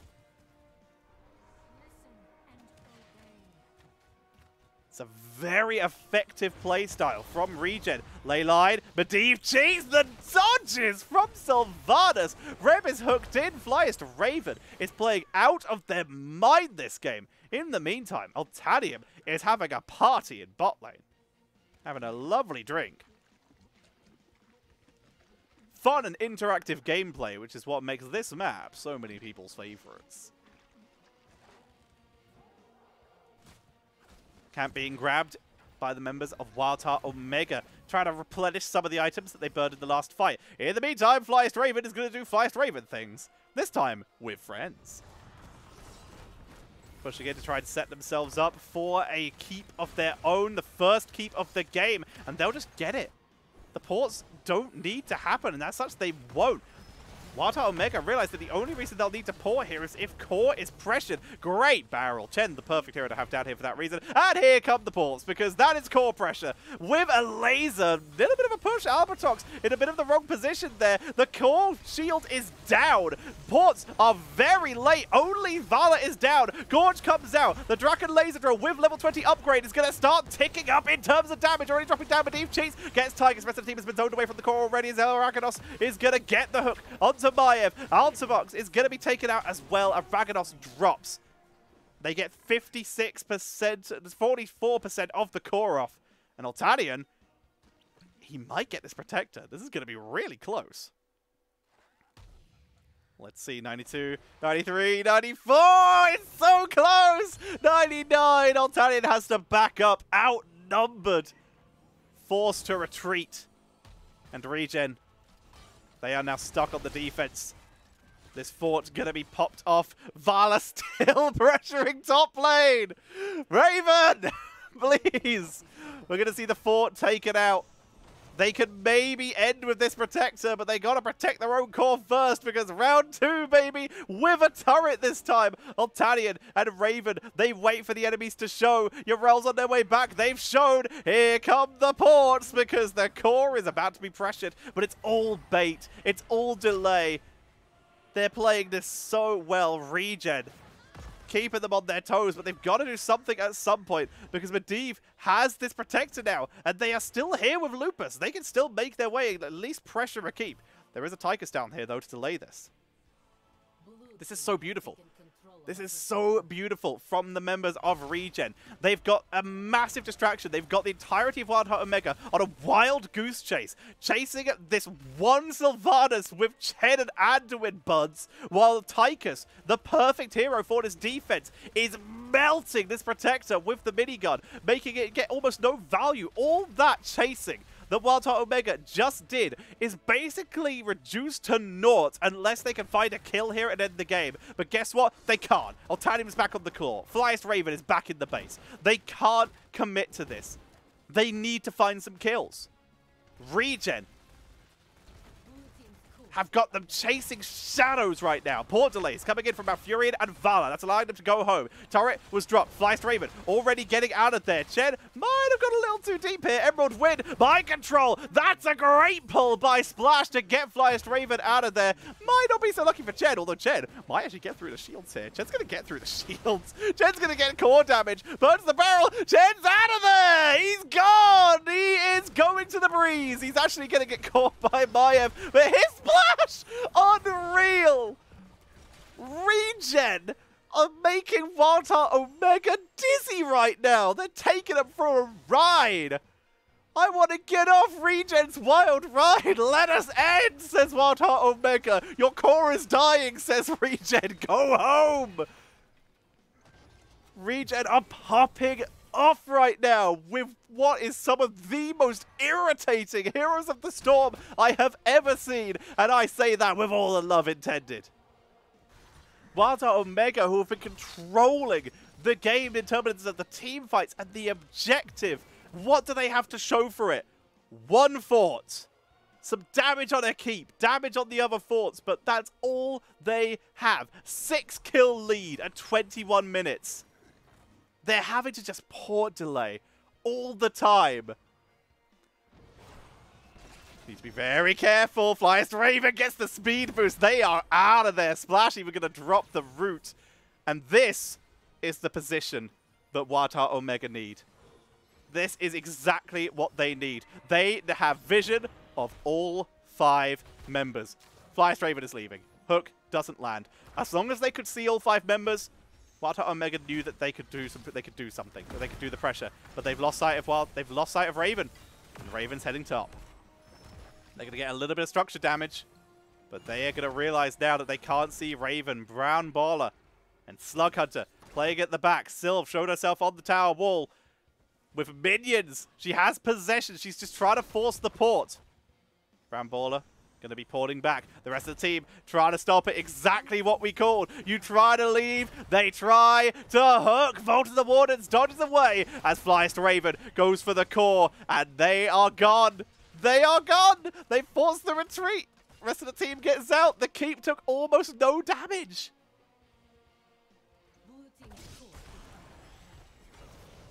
They know the core is under attack. They burn a turret for that. Every single time WildHeart Omega try to do something. Oh, that's a big hook. Don't land the armor reduction. Aragonos doesn't burn the gorge. Every time WildHeart Omega try to do something. Flyest Raven just Omega lulls down top lane. And just prevents them from doing anything. And all this time, the entire time, they're dealing with Flyest Raven. The rest of the team is playing dodgeball on the hook of death. This game has turned into pure chaos, pure insanity.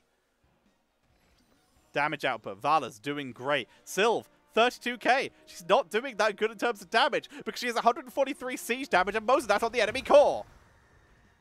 Flyest Raven pressuring it. Nintori here. Nintori looking to try and make the play, but Raven already gone. The Protector ticking up. Altanian just chilling. If they engage them, barrel roll away. Nothing will be gained here. Minder on the level 10, level 20s. Hook misses. They play it back. Guess where Raven is? They're in top lane. Hooray! Just try to wait. See if they can see the ports. Brown Baller has to go home. And suddenly, the damage dealer, the one damage dealer the WildHeart Omega have, they're going to keep them. They've made the change. This time, they send back Nintori, and it's been successful. They force the retreat. Leyline, Root with Emerald Dream. Pull saves them immediately. Chen barrels themselves, and it's just a full disengage. They leave. Flyest Raven makes it back before Yrel, but it's still a 5v5. This is still the position that WildHeart Omega wants to be in. They're trying to melt Nintori, but Nintori's tanking through. Chen has left the game. Pause? Did they pause? They try to hook? Chen's porting. There's the pause. Oh, pause, unpause. Okay. We'll come back to me. I don't have referee powers. I can't pause the game. The stress. The stress is real. But every single time WildHeart Omega try to do anything. But in this case, it's worked out. They're in a 5v5 again. It's exactly where they want to be. WildHeart Omega are trying to force these 5v5s. Because as long as they're fighting everyone here, it means that Flyest Raven isn't in their base. It looks like everyone is back. Altanian will be returning. Are they going to make it back before they go back into base? They're going to have to spam right-click. This is sketch. This is a real sketch. Can they make it? ReGen. Alright, we got some readies. Where's that countdown? The hype is real. If you're enjoying yourselves, ladies and gentlemen, make sure to follow Nexus Gaming Series channel. Drop a sub to support your caster. Tether, pull, and nothing happens again. Ah! ReGen! They're on the merry-go-round. Reb's going to keep the channel. Try and get themselves another Protector. Mind control. Backflipped out of by Lupus. Altanian wrapping around the side. Nintori interrupted by the grenade on their own jump. Mind control already back off cooldown thanks to the level 20. Laser is low. Leyline comes out. They also drop the containment disc Tether to try and pull him in, but Valor escapes over the wall to retreat out the way. This is a limited strafe though. Gorge with the upgrade and the light bomb trying to shut them down, but they're escaping out of it. The stun hits basically no one, and Raganos shuts it down. The Protector's coming in. There's catapults on the core. No, not again. Someone go home. 2 ports coming coming out from Brown Baller. And choo-choo, here comes the wind train. The core's going down. Nitori is home, Brown Baller is home. This has to be ditched. They're going to try and race it. They're going to try and win the 4v5, but the core's already on 36%. They're going to try and race it. Knockback from Urael. Altanium's on the core, flies straight because they focused down by Brown Baller. And this is going to be ReGen taking game number 3. And they are starting off with a potential comeback. It is now 2-1 in favor of WildHeart Omega, but ReGen just took them for a ride. A long, arduous game there. And ReGen just bamboozled WildHeart Omega on the rotation. Very well played by ReGen. Honestly, that was dizzying. The amount of frustration I know I would feel if I was in WildHeart Omega's shoes there. WildHeart Omega played almost every fight better. They won almost every single time the teams came to blows. But ReGen just kept them running around, always running, always chasing. And it works out. Game 3 in favor of ReGen. ReGen still in.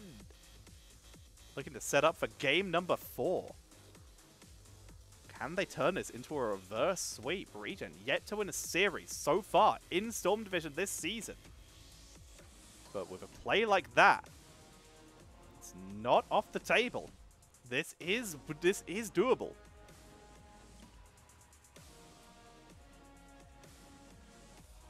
WildHeart Omega. Their choice of map pick or first pick for the first time this series.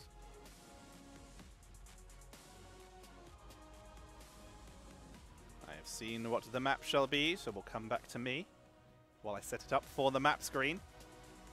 And we see who picked it. Looks like this was selected, surprise, surprise, by ReGen. Because the first pick choice was given to WildHeart Omega, who accepted it. They want that first pick. And we are going to be heading, map number 4, to Cursed Hollow. Excuse me. Got anxiety sneaking up top. Absolutely. Remember this, gentlemen. If you like your caster today, twitch.tv/Tetcher or youtube.com/Tetcher. Donate or hit that join button. Hit that subscribe button, anything you want to do to support. If you don't, Flyest Raven's going to be knocking on your upstairs window at night one day. So we have a very quick bio break for some of the players. So here's the table. Reminder of everything else that is going on right now in Storm Division. You can see here, Heavy Impact, previous season champions for Season 1, sitting at the top of the table, tied with GG Till I Die, another very, very strong team. Both of them sitting on 5 points. Team Backdoor and Can't Sense a Ship. Can't Sense a Ship, one of the big rising talents these days. They are currently sitting at 3 points apiece. And Clan Association, 2 points. Could be overtaken by WildHeart Omega if they win today, or at least tied up. 100% doable. Excuse me. ReGen, though, they just want to create some space between them and the bottom of the table. If the ReGen can win, they no longer have that stigma of not winning a series in Storm Division. They won't have that stigma going into Week 7 to play against Era 404. This could be the relief that they need. Will they take it? Will they be able to secure that relief, that victory that they need so bad? We'll be finding out very shortly. ReGen need to win this map and one more to be in with a chance of closing this out. The remaining maps, if they are able to be victorious here, Gardener Terror still in the Storm Div pool because pro players like good maps. So that is still there. Braxis is gone, replaced with Volskaya. Sky Temple is already banned out. So that will leave us with Alterac Pass, I believe, and Garden of Terror as our remaining maps. Solid selection. I'll give them a caster R. And then we just need a ready from one more team. Can ReGen secure game number words are hard. Can ReGen secure game number 4? Or WildHeart Omega close this series out? All that momentum that they had in game number 2, it's gone. They have to just sit here and reset. Just reset mentally. Those games don't matter anymore. It doesn't matter that they're 2-1 ahead. Every game is just a best of 1. That goes for ReGen, WildHeart Omega. They just have to forget that last match happened. All they need to do is win 1 game. That's all that matters for them right now. Looks like both teams are ready. So we're going to be heading into Cursed Hollow any moment. It's an intense series, ladies and gentlemen. Once again, exclamation mark Matcherino in the chat where you can potentially support the Storm Div prize pool as we head in to game number 4. WildHeart Omega with the first pick, first ban. For the first time in this series, ReGen have always had control of the board. And goodbye Zeratul. Very familiar faces so far. Nothing too surprising there at all. There goes Hogger.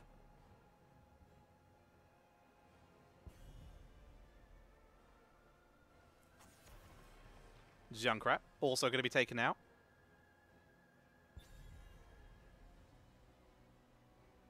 Pretty similar bans from WildHeart Omega so far. And there goes that Nazebo. Big map, long map. You can get a lot of value with Nazebo if you get to the late game here.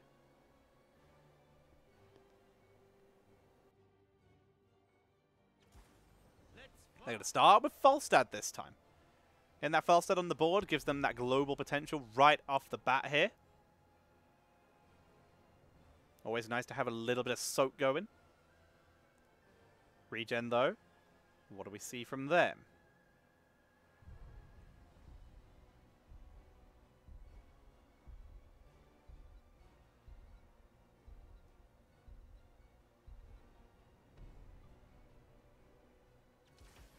They start with Dahaka and a Nubarak. That's going to give them a lot of crowd control very, very early. They've once again matched Falstad. Every time we see a Falstad, we see a Dahaka almost instantly. This is just the reaction from both these teams. Both are good counters. Both have that global potential. Both have good soak. Just a sensible opening here. But that a Nubarak making its way back in once again. It escaped for 1 game. Returning in the series. WildHeart Omega. Muradin, quite early this time. Good interruptions on the objective, can be very irritating, sort of hit and run tank in a lot of cases. Jump in, bop the enemy, dive their backline. If you don't kill them, you can potentially escape quite easily because you are Muradin. Assuming a Nubarak and Dahaka aren't able to get those stuns up and interrupt that Dwarf Toss.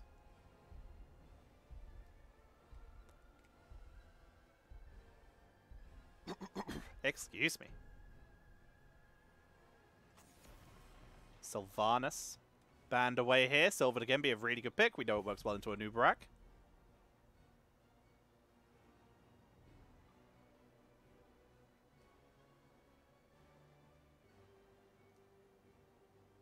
WildHeart Omega.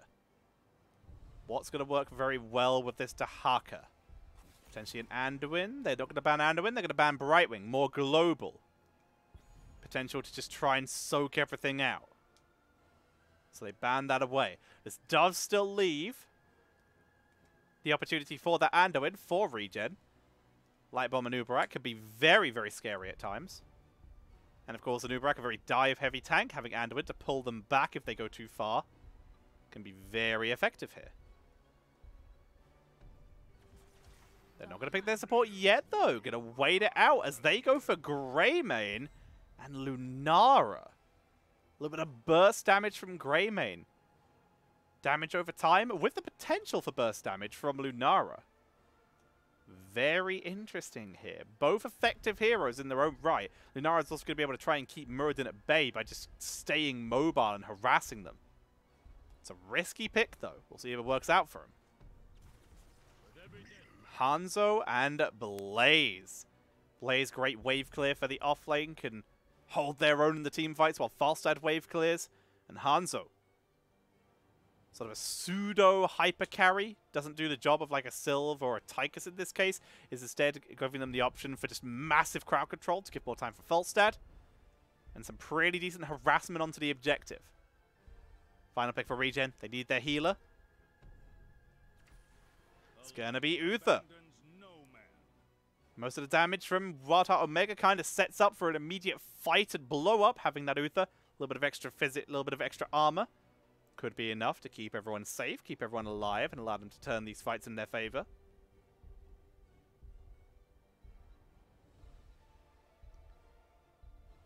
An exciting match between WildHeart Omega and ReGen. We are currently sitting at 2-1.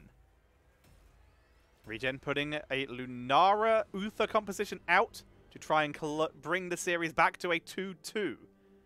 The members of WildHeart Omega picking up that Hanzo, trying to just do a little bit of burst damage, add more crowd control to it, unless they are actually planning on doing the Dragon Strike, in which case they do have a lot of crowd control, potentially more than the ReGen come with crowd control. I don't know. That's an interesting one. We'll have to see. Either way, we'll find out in this game. As ladies and gentlemen, on the right-hand side, in the red trunks, looking to even up the score, it is ReGen with Albertox playing on that Lunara. Flyst Raven playing Greymane. And Raganos will be playing a Nubarak. Splash is on Uther. Discord indeed. And Altanian, excuse me, is playing the Dahaka. On the left-hand side, WildHeart Omega. Nintori is on Blaze. Brown Bala on Hanzo. Slug Hunter is playing Stukov. Lupus is on the Muradin, and Reb will be playing Falstad. WildHeart Omega looking to close out this series. And of course, ReGen, they immediately just split up. They have to Haka mid to buy some time. They're going to use those Beetles of a Nubarak to try and cheese themselves a tower. This map is so big, it's so hard to rotate in time to stop this. So yeah, just easy first pick up by the members of ReGen. Going to be seeing the upgraded Sentinel Wisp for Lunara, really trying to gain vision and advantages over these teamfight areas. Uther, full healing build with Wave of Light. Not going for long periods of fights, going for extra armor, short period fights. Hanzo. No stacks yet. Falstad, 1 stack on that frequent flyer, and we also have 1 stack on new habits. Darker Blaze already doing battle up there. Good sidestep by Altanian. Dodging out the way of that setup.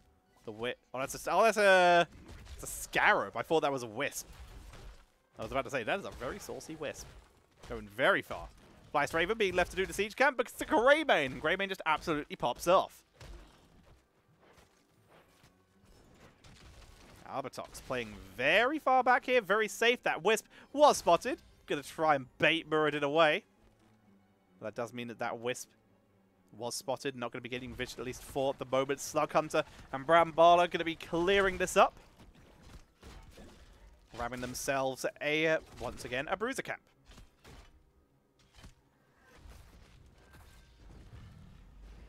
And Tori, wave clear for the moment.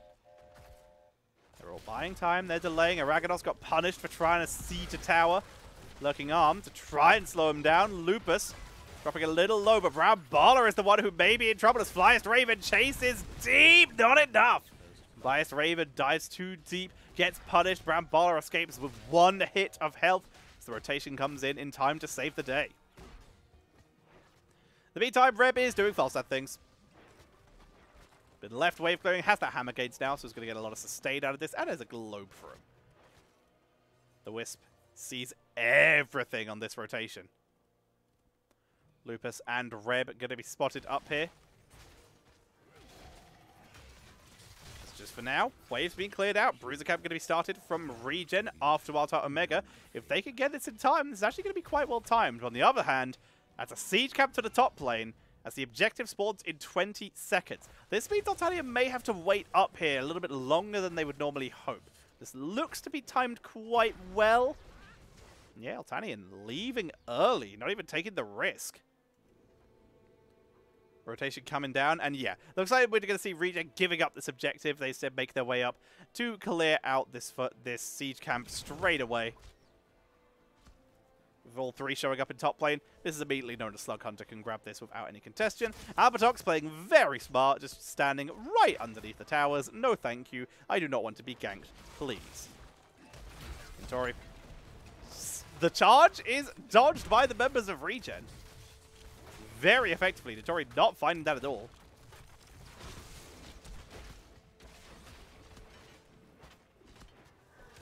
Keeping the lanes cleared out, doing a good job for the moment. Nature's culling by that Lunara.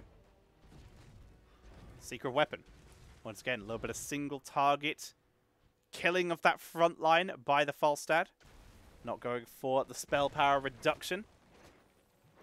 Falstad doing 9 stacks, but the Hanzo 3 stacks, which he got just now.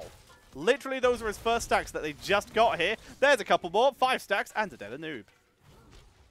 They're looking for Flyest Raven. The dodge. Flyest Raven. Played evasively here, but they may have played evasively for too long. Cleanse comes out from Uther. Flyest Raven actually going to turn this and takes out Lupus with the help of the tower. Flyest Raven vaults away. The chase was a little too deep. Tower damage getting some good value. They once again go off to Flyest Raven with the stun thanks to Nitori. Don't find it now. Brown Baller is the one in trouble. The Razor Swipe sets Brown Baller low, but it's not enough for a kill. Objective is available to be picked up by either team. Big charge. Trying to set up, looking for the kill onto Brown Baller. Easy kill this time. And ReGen. They seem to be out-rotating. They don't even land the weighted posture here. Slug Hunter in trouble. Lupus comes back in, lands the stun. Slug Hunter will still get knocked up by Arakados. And that is just too much. Lupus jumps away again. And ReGen just charging it down at the members of WildHeart Omega. We see the slight weaknesses of Muradin here that they don't seem to be able to keep up at just this run-it-down strat. Choking Pollen for the Lunara sets themselves up for a leaping strike single target burst. And also some incredible wave clear. It's a solid setup here, especially when combined with that Nature's Culling. Boss being picked up by the members of WildHeart Omega. Neither team has a curse. No dodge by the Falstad there, but they will regen that back with hammer gains. Altanian could scout this. Very risky. Not going to take that risk. In the meantime, Nitori is watching their home explode. Wave getting cleared out. There's Divine Shield. There's Cocoon. And that's bad news because there is about to be no fort and potentially no blaze. No, they let it go.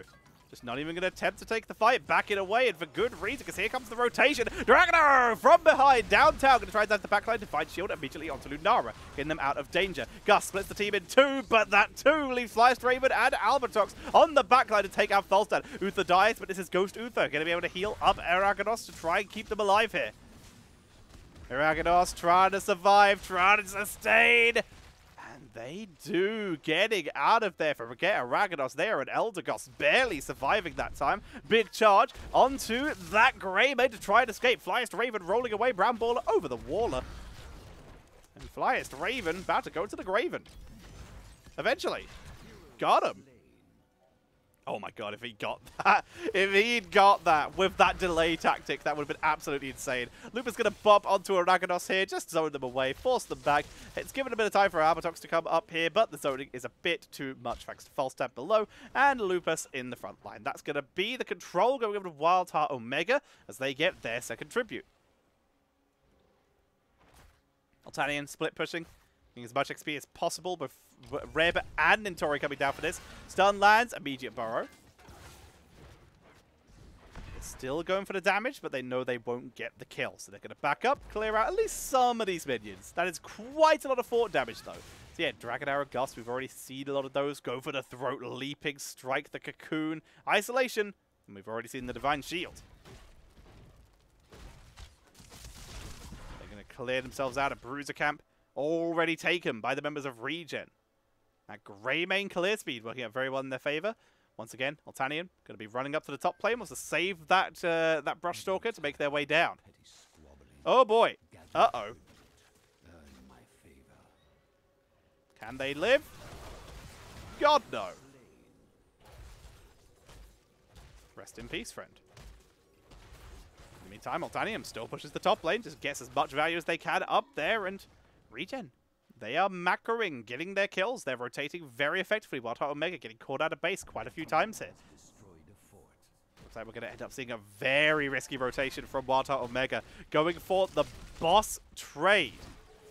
Giving up a tribute in exchange for a boss. They have been spotted, though. How aggressive will they go on this? Falstad does have Fly, of course, and Gus, Slug Hunter, though, is potentially not existing for much longer. Charge comes out. Where's that bunker for the armor? Here it comes. Slug Hunter gets inside, survives. Boss gets leashed as they turn all their attention onto it. Gust into the boss zone to try and send it up, but Slug Hunter finds himself with Lunara, gets the push away, but it's completely surrounded. Dragon Arrow buys more time. Slug Hunter is getting saved by everyone, but is still in the wrong side of the map as we see the lockdown onto Hanzo as well. And again, we're starting to see the frontliners getting caught out, the backliners getting caught further forward than the frontliners from WildHeart Omega, and ReGen picking up yet another 2 kills, the tribute and the boss. Next tribute up in 12 seconds, and they should be able to make it to all of these, especially with Dahaka. Level 13 is now finally online for the members of WildHeart Omega. It's been online for quite a bit for the members of ReGen. We have that Urticating Spines. It's a shield-based build for that Anubarak. Abolish magic, slows damage over time reduction. Lupus interrupted. Primal Rage, extra attack damage on the Prowl for movement speed, and well met. Try and keep that damage down. On the other side, of course, the collision course. We have that virulent reaction. I hate that it's red now. I always saw it as yellow. Now I'm a tilted boy. Bronzebeard Rage, some of the highest sustain you can get on Muradin at level 13. Trying to keep themselves alive. Bot lane, potentially about to not be alive. There's a lot of pressure down here. Not too many minions, but more than enough heroes to be a problem. Urticating Spine blasting through the minion wave. Isolation was just dodged. 1 heroic down. And that might be enough to drive him back. With Isolation gone, ReGen might not be willing to take the engage here. Falstad is not with the team, but of course it is Falstad. Could fly up at any moment. Was left alone to deal with the boss. And ReGen is staying quite a long time here. 16 seconds left on the objective. Falstad still clearing, but he's about to finish. So this should be the time to retreat if they were going to. But ReGen, they're still pressuring, still delaying, and they're just going to have to sack that keep. WildHeart Omega just don't defend it. They just don't want to take that fight. They are against level 16, so they just play further back. Let it be taken. In the meantime, ReGen, they set themselves a trap. Look for Nitori. Bunker comes down. Dragon Arrow, multi-man stun. Falstad barrel rolling in, but Divine Shield protecting the Dahaka. Bunker saves the day. And WildHeart, they're probably going to consider that enough, but no pull. Stun chain. Down goes Muradin. They came back in thinking it was over, thinking they'd left, but ReGen just bought more time. Still with a 16 advantage, ReGen able to pick up yet another 3 kills as they get Falstad out of the cocoon as they start themselves up with another boss. And this boss could go to core. In fact, they're going to core with 26 seconds until Falstad's alive. It looks like ReGen are going to try and end the game. Cocktail clearing it up. Weighted Pustule buys a little bit of time. Brown Baller doesn't even have piercing arrows. Massive shove doesn't land. The core is getting eaten alive here. Look at it go. Not a hope of saving that. And that is going to be game number 4 going over to ReGen. And ladies and gentlemen, we have a full 5-game series as ReGen take us to match point. ReGen still in it, refusing to go down without a fight here. They're able to claim yet another win on the board. 1 map away from taking their first series in Storm Division for Season 3.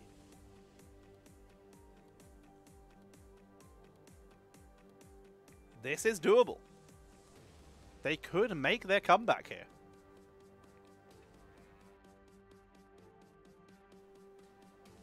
Very impressive. Solid performance by ReGen here. 4 kills to 10 in favor of ReGen this time. The blow-ups were just solid. WildHeart Omega getting caught out a couple times there. Great rotation from ReGen. Great ganks. And then the positioning in the fights. Finding both Hanzo and Stukov in front of their tanks at times. It's an impressive feat that ReGen were able to get that positioning in their favor. Very well done. ReGen evening up the score here.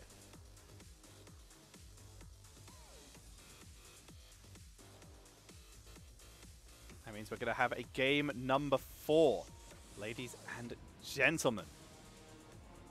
Reminder of the maps. There are 2 maps left in the pool. And those are going to be Garden of Terror and Alterac Pass. If I had to guess, I would say the teams are probably going to go to Garden. But I've been wrong before.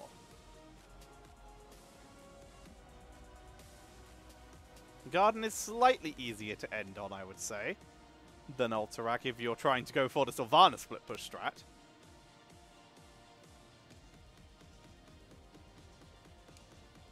We'll wait for the lobby to materialize, wait for WildHeart Omega. Decide whether they want first pick or map ban. For now, we'll come back to me. We had just got a lobby invite, so perfect timing here, as I'll set that up for us. Okay. Looks like my prediction was in fact correct.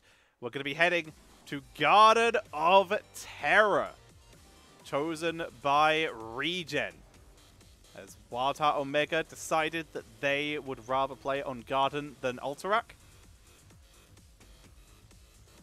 Sorry, WildHeart Omega decided that they would rather play first pick, so ReGen deciding that they would prefer to take us to Garden than Alterac. Well, then with the caster is R. Caster is ready. Players are ready. Nice and punctual. They have been going for quite a bit, so who can blame them? We're 2 hours into this stream, and we are closer to finding a winner. Who it is no less clear. Let's go on in. As we are heading into Garden of Terror, ladies and gentlemen, the score is 2-2. And WildHeart Omega take first pick and first ban. Let's go. Zeratul, take it out. This looks familiar.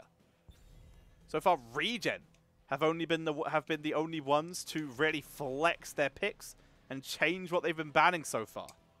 Both teams have adjusted who they pick, but in terms of who they ban, WildHeart Omega have remained firm.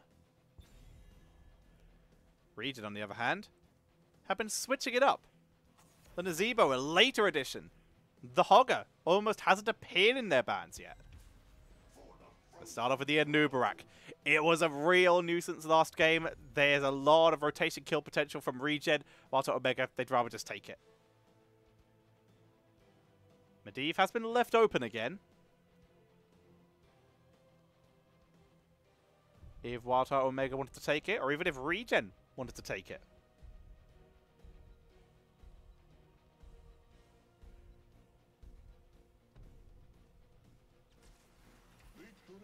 We're going to start off with Stukov and Nightmare! Nightmare, Nightmare, Nightmare, Nightmare! Sylvanas returns to the board.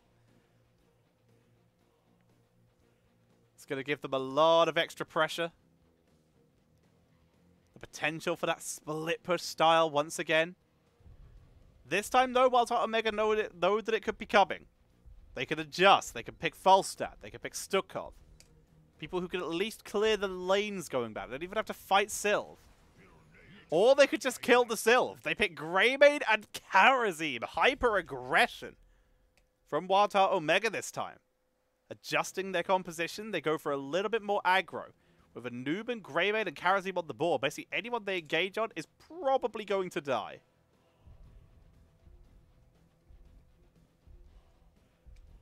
ReGen now.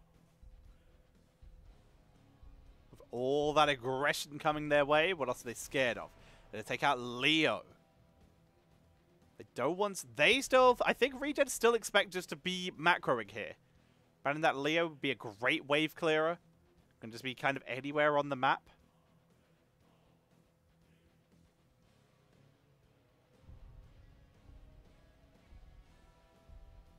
WildHeart Omega going to be picking up the Blaze as the last ban. The Blaze would have been a little rough for them. They're trying to engage and get some kills. Bunker and massive AoE CC would definitely shut down that attempt at kills.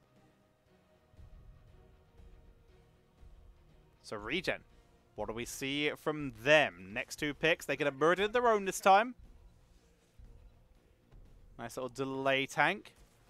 And they get their own Medivh. Okay, so it's Hyper Carry Sylve this time. Protection against the die from Greymane and Kharazim. WildHeart Omega. They just picked a sort of one-shot blow-up comp, and suddenly there's a Medivh. How do you react?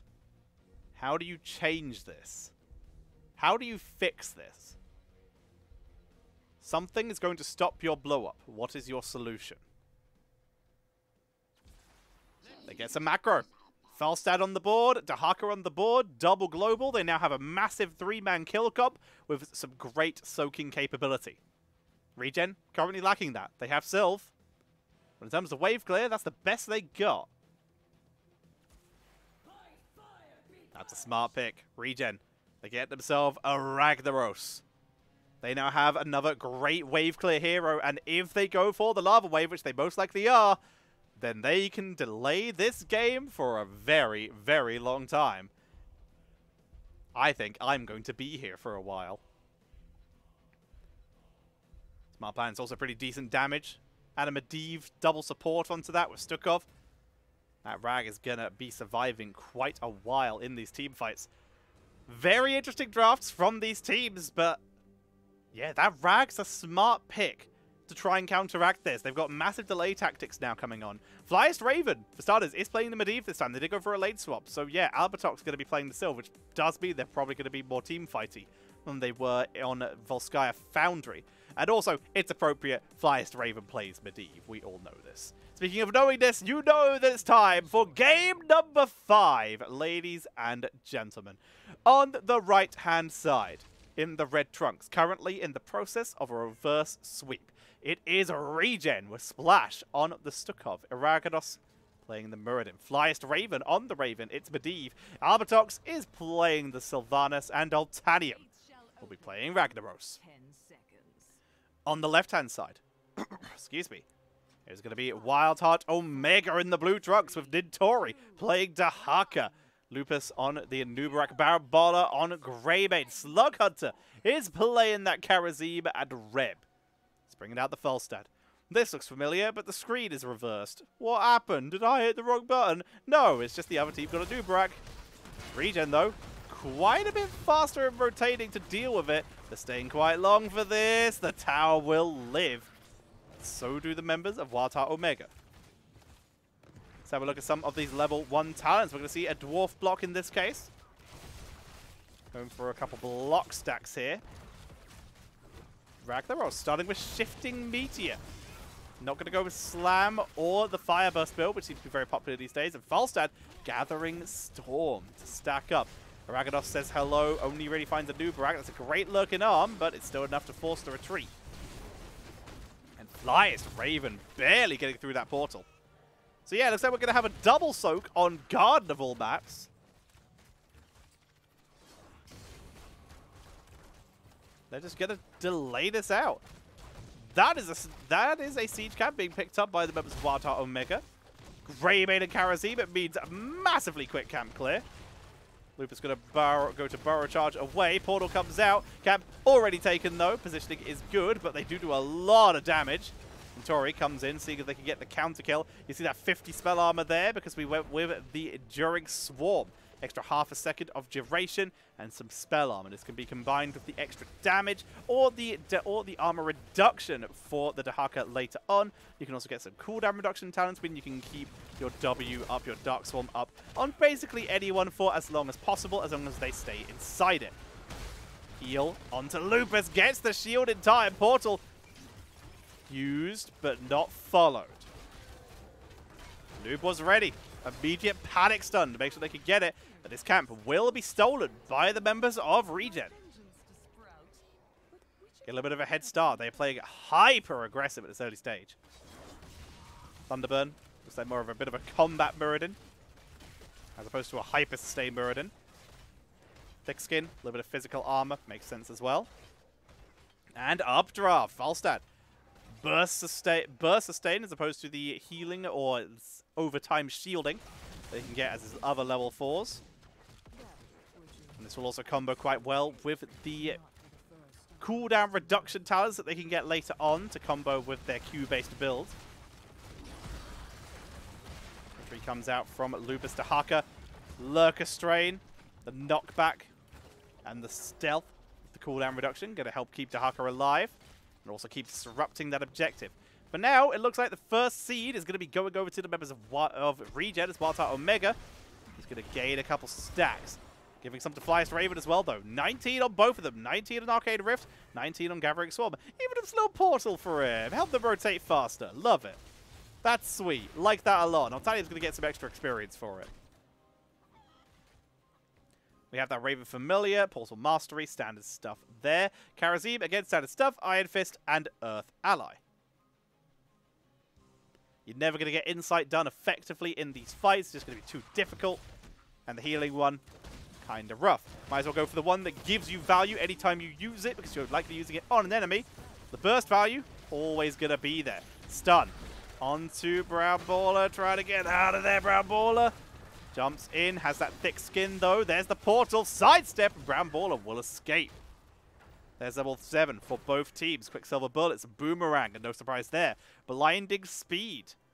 Potential cleanses, all way of 100 Fists. Dahaka, done with Paralyzing Enzymes.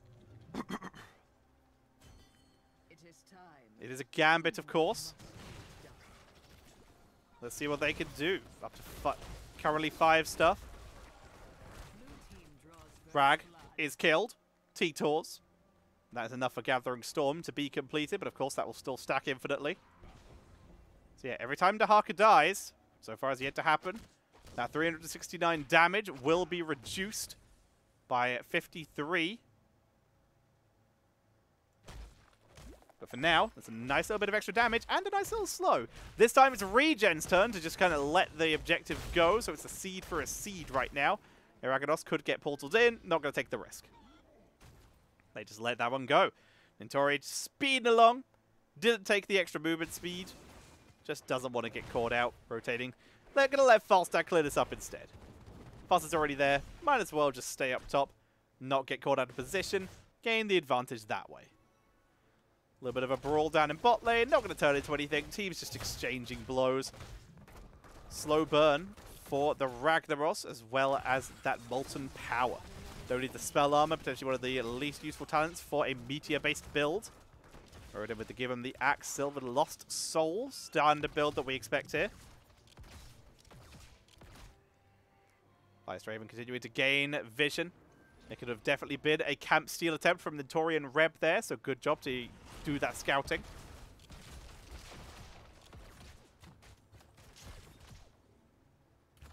They're holding back for now.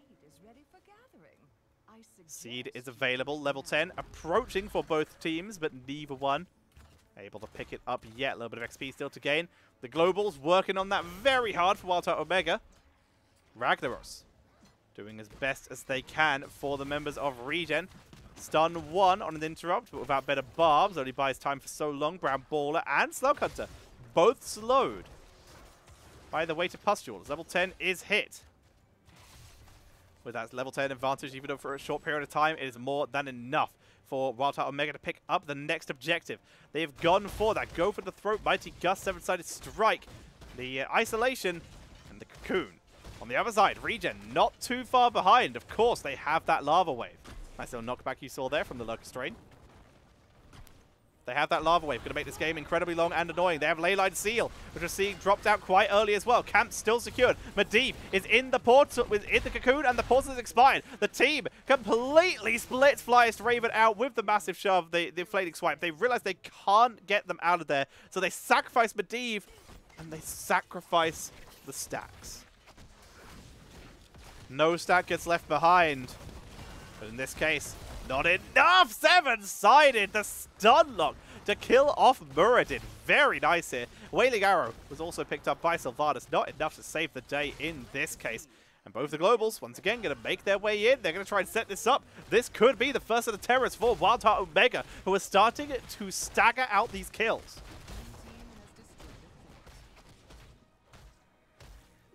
They're able to grab themselves their first fort of the game. ReGen Rotating in here quite aggressively. Barrel roll has to be used by Rev. Immediately, Altanian, though, going to channel this in. And, yeah, they're not going to get the objective again. WildHeart Omega don't rotate up. Instead, they grab another camp. But now they have to leave. So this camp isn't going to do much other than take it off the map for ReGen. Cheeky little stun by Lupus. Barrel charge gets them out of danger. Camp steal for the members of WildHeart Omega. This time going to be coming in.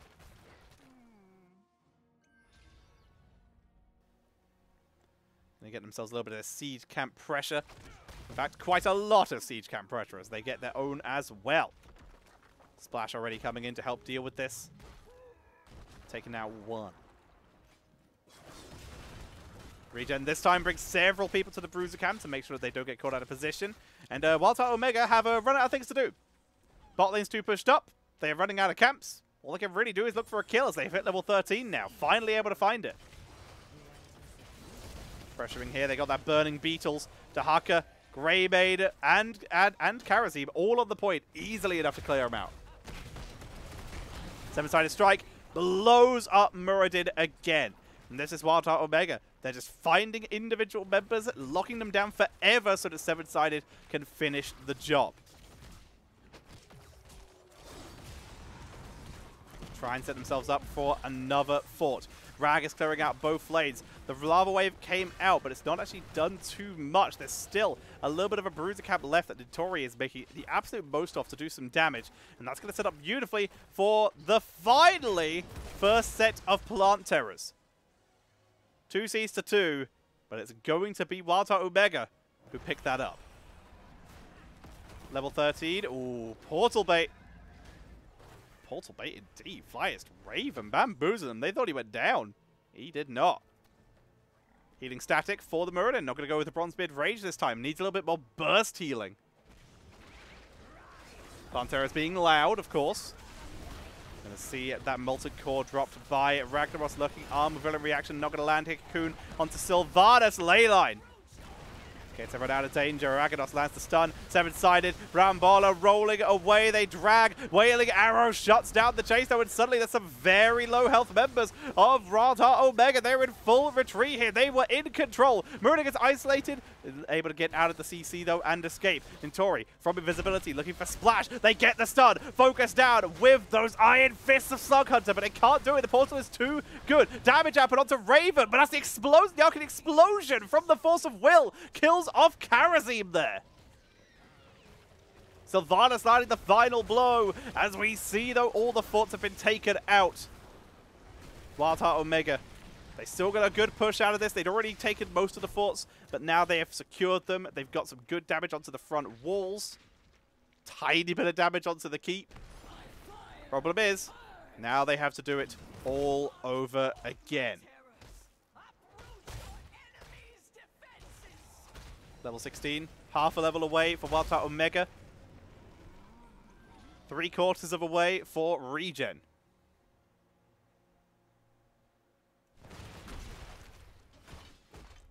Making their way down, WildHeart Omega. Not going to rotate into their own camp. They're just going to trade 1 for 1.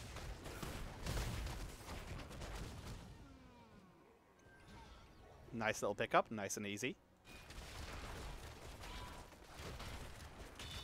Going to trade out of 4 for this. This is very nicely done by ReGen, keeping control of the map, keeping the pressure going, trying to get value elsewhere. Good gank on Ragnaros, and another T-Taurs in there. WildHeart Omega picking up yet another kill. And in the meantime, Notori just continuing to smash their way in. Send themselves up for a keep. Rag going to pick up that Meteor Bomb. Will of the Forsaken. Cleansing touch for Slug Hunter. Wants to make sure that the team does not get locked down. They can keep their pressure going. Brambola has to roll away, though. They get a little bit of damage and have to retreat. Notori already running their way down to pick themselves up the clear on this Bruiser camp. And WildHeart Omega setting themselves up very nice. But ReGen, not out yet. Barely less than a level behind. They can still easily wait their way back in as they are on completely even talents. The Meteor Bomb, Pox Populi, Temporal Flux, Will of the Forsaken again. Stoneform, the Cold Embrace for Lost Soul combo this time. All in on that cooldown reduction, armor reduction. WildHeart Omega going to make their way in. Channel from Red, but that is right in the line of sight for a hammer. So now it's Slug Hunter who will channel. Reb on the other side. Reb abandons it to pressure the enemy. And WildHeart Omega get themselves a little bit of extra pressure. I have no idea what you're talking about, JOC. They're going to make their way into the top lane. If you have an issue with my accent, I apologize. But I'm not going to change it. I was born with it. It's how it is, mate. I'll emphasize it to take the mic. Nah, it's fine. I'm going to keep talking like I normally do and not care about what you think. They keep pushing into the top lane, trying to set some pressure up. Good dodge by Slug Hunter. Avoiding conflict. Mintori is killing a sidewall, trying to deny some vision here so that they can rotate down and deal with this keep in the future. Reb checking out the bush. WildHeart Omega are looking pretty solid here. They've got a great defensive position set up. That's going to be Nina Burrow with the essence. Burned by Mintori. Keeps them alive this time. Leyline Seal finds nothing. Great parting by WildHeart Omega there to keep himself alive. Here comes ReGen. Moving in, seeing if they can find their opportunity. Neither team close to level 20. Nice interrupt by Falstad. That meteor starting to hurt from Moltanian.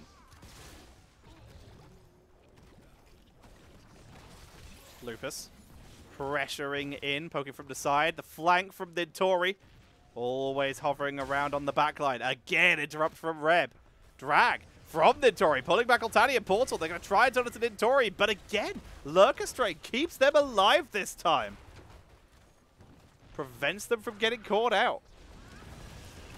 Iranagos 7-sided, but Force of Will this time in position to keep them trapped off. Leyline cuts the team in half, which is going to allow Stukov to pop back out. Quick cleanses from Slug Hunter to keep the team moving, but the meteor is in the backline, causing massive damage. Nintori with Lurker Strain through the Lurking Arm. Going to try and escape. WildHeart Omega looking very low here. Slug Hunter needs a dash target. They're trying to give him one, but Slug Hunter is just going to have to sacrifice themselves here. Buy some time, but will get zoned out, and this is ReGen's chance to get back into the game here. They're able to find the kills, and they will get their plant terrors. Spawning very far back in the bottom lane. Top lane, though, that fort is about to have a bad time. Falstad makes their way up there a little bit earlier. Reb in position. Mid lane getting absolutely bodied. Not much that WildHeart Omega could do about this. Just clear up the foot. Just clear it up once it reaches the keep, because this is going to be deleted. This is too much of a push for them to fight. They would rather just get level 20 with Reb. Reb going to port home. They'll get level 20 off the rest of this minion wave. Same for ReGen. They just need one of these towers. That will get them level 20 as well. Minion wave is actually going to be enough to clear that up for them as they hit it a little bit first. Bolt of the Storm. A little bit of protection with the Submerge here. Rewind. Medivh cheats, of course, and control Chaos. On the other side, we're already seeing it. That Hunter's Blunderbuss poking away at Moltanian before they had to retreat. The upgraded Gust. Nice stacks, Falstad. The upgraded Gust with the Wind Tunnel to try and isolate members of the enemy team. Storm Shield for Karazim. Protects the team that way. They've got the Contagion. Contagion is the game-changing talent. If they land it, game ends. Simple as. Rewind for Anubrak. Set themselves up. Both teams down all 3 forts. Difference is ReGen have a slightly weaker keep. WildHeart Omega's early lead has been able to set them up for that. Ports coming out from all the members of ReGen. They're going to have to probably defend this keep once again. Lupus going to be getting the zoning. Flyest Raven, he's just waiting. Second WildHeart Omega make a mistake, it's a ley line, and the game likely ends. If ReGen are near enough, that ley line gets dropped, the game turns. Nintori clearing experience, already clearing up that siege camp. Both teams, again, losing most of their camps. There's 1 siege left in the mid lane for WildHeart.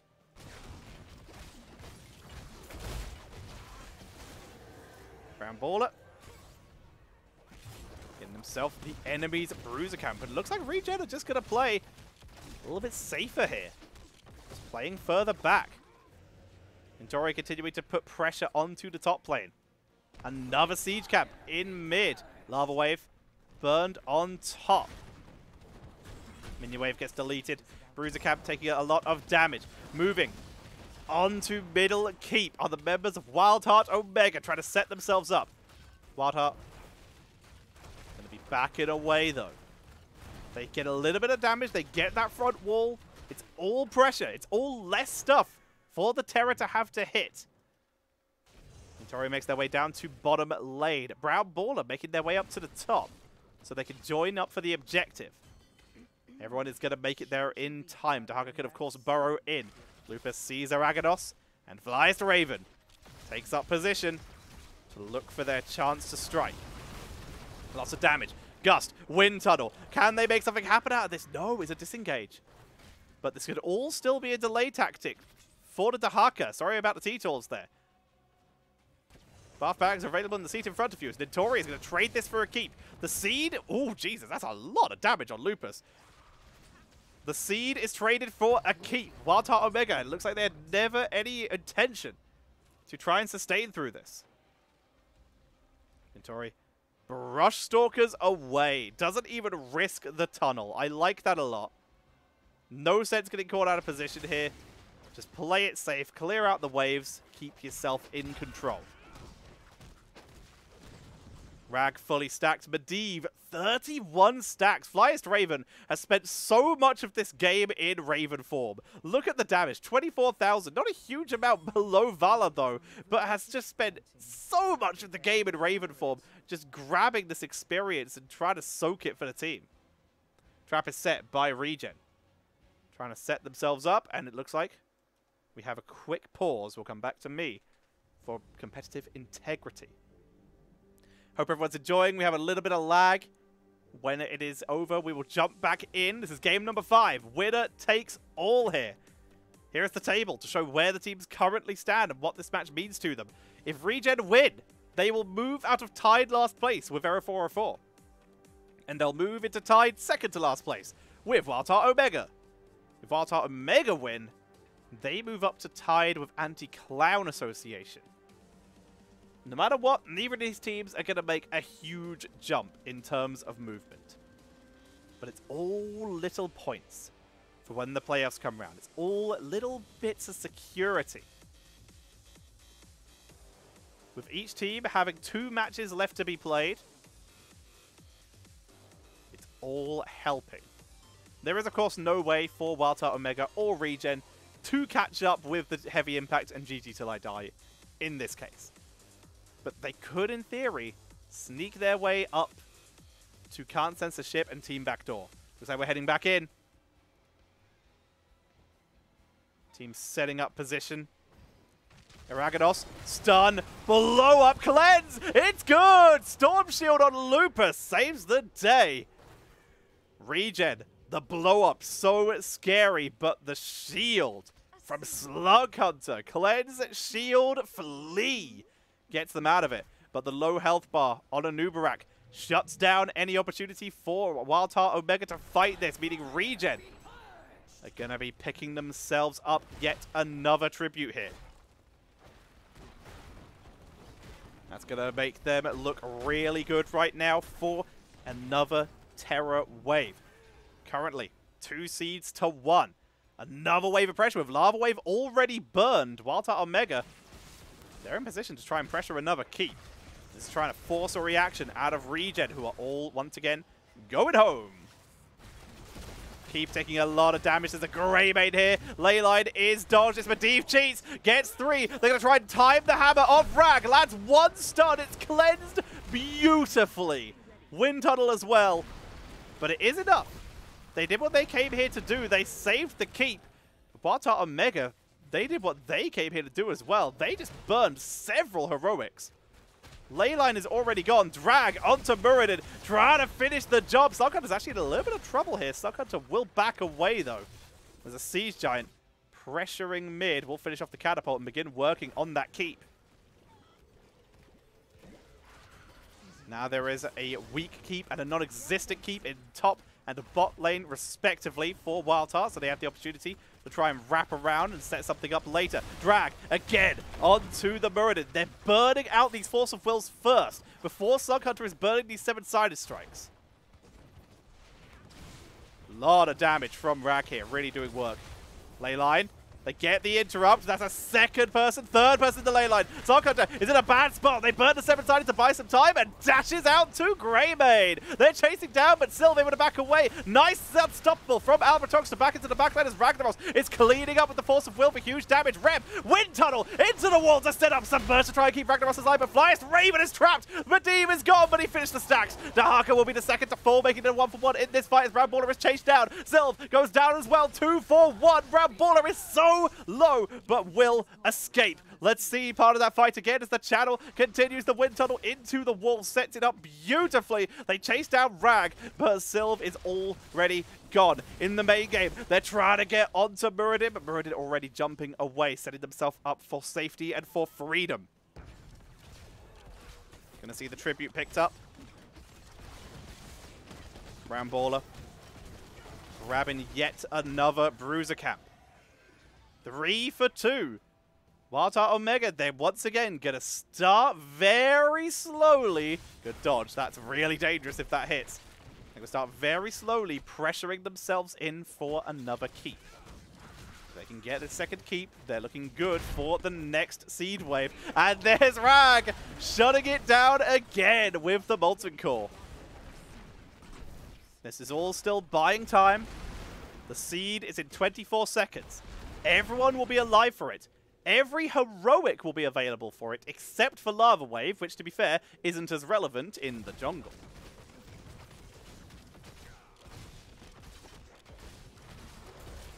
Going to be clearing that up as best they can. Lupus staying furthest forward, giving the vision. Dahaka, Nintori able to burrow in at any time. Many bushes that they can join in on. Araganos. They're trying to set it up. Good cleanses once again. They get the root with Virulent Reaction. Another cleansing touch from Karasine. Slughunter putting in quite a performance here. And sneaky plays. Dahaka doing exactly what they need to be doing right now. Delaying the objective and setting themselves up another keep. They do actually need to get this eventually. Dahaka just needs to get the keep and tunnel in for the team fight because they will be down 2 keeps and can try and end. Leyline with Medivh cheese. Here comes Dahaka from above. Interrupts the objective. Control chaos. Falstein's completely trapped in the backline portal to regroup the team together. 7-sided strike. That is a good submerge to buy time. Isolation only really hits Muradin, but Muradin is tanking through with the Avatar. Retreating, gets the extra sustain from that healing static. A splash is isolated from the team. They cancel the fly, but they've got the double kill. Chasing more. Portal. Flyest Raven doesn't get to the sky. He's getting focused down. Portal's away, but here come the seeds. Flyest Raven, did he try to port? Flyest Raven's going to get chased down by Slughunter. Flyest Raven is still going. Finally gets killed off, but that is a plant terror inside the base. Albatrox, you don't have the sustain to do this, friend. I'm sorry. It's a cool idea, but you don't have the health. Down they go. Nintori with the spray. There's already a terror. Cabbage slap in the core. Catapults joining in. And this is going to be it with everyone dead after a 25-minute game and a full 5-game series. WildHeart Omega take the game and the series. Weird, we interacted, says Lupus. Toxic. Oh my god, not actually. That's just hilarious. That is GG. WildHeart Omega close out the series in a 3-2 fashion. Very nicely done. What is happening here? Where are my win-losses going? There we are. My win-loss thing broke for a second there. Fixed it. Got it. ReGen. Valiant attempt. Valiant attempt. Really trying to keep themselves in this. Unfortunately, ReGen will still remain without a victory. Okay, sorry. They tried multiple times. They got so close to a victory there. Thank you. Welcome to Nexus Gaming Series. I can't read that one. That name's too long. But WildHeart Omega, they took the victory. That was long. The first 2 games looked pretty good for him. ReGen smashing back in games number 2 and 3. 3 and 4. Maths is hard.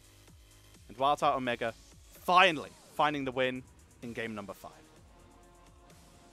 Very well played. Once again, here is the table so you can see what this all means.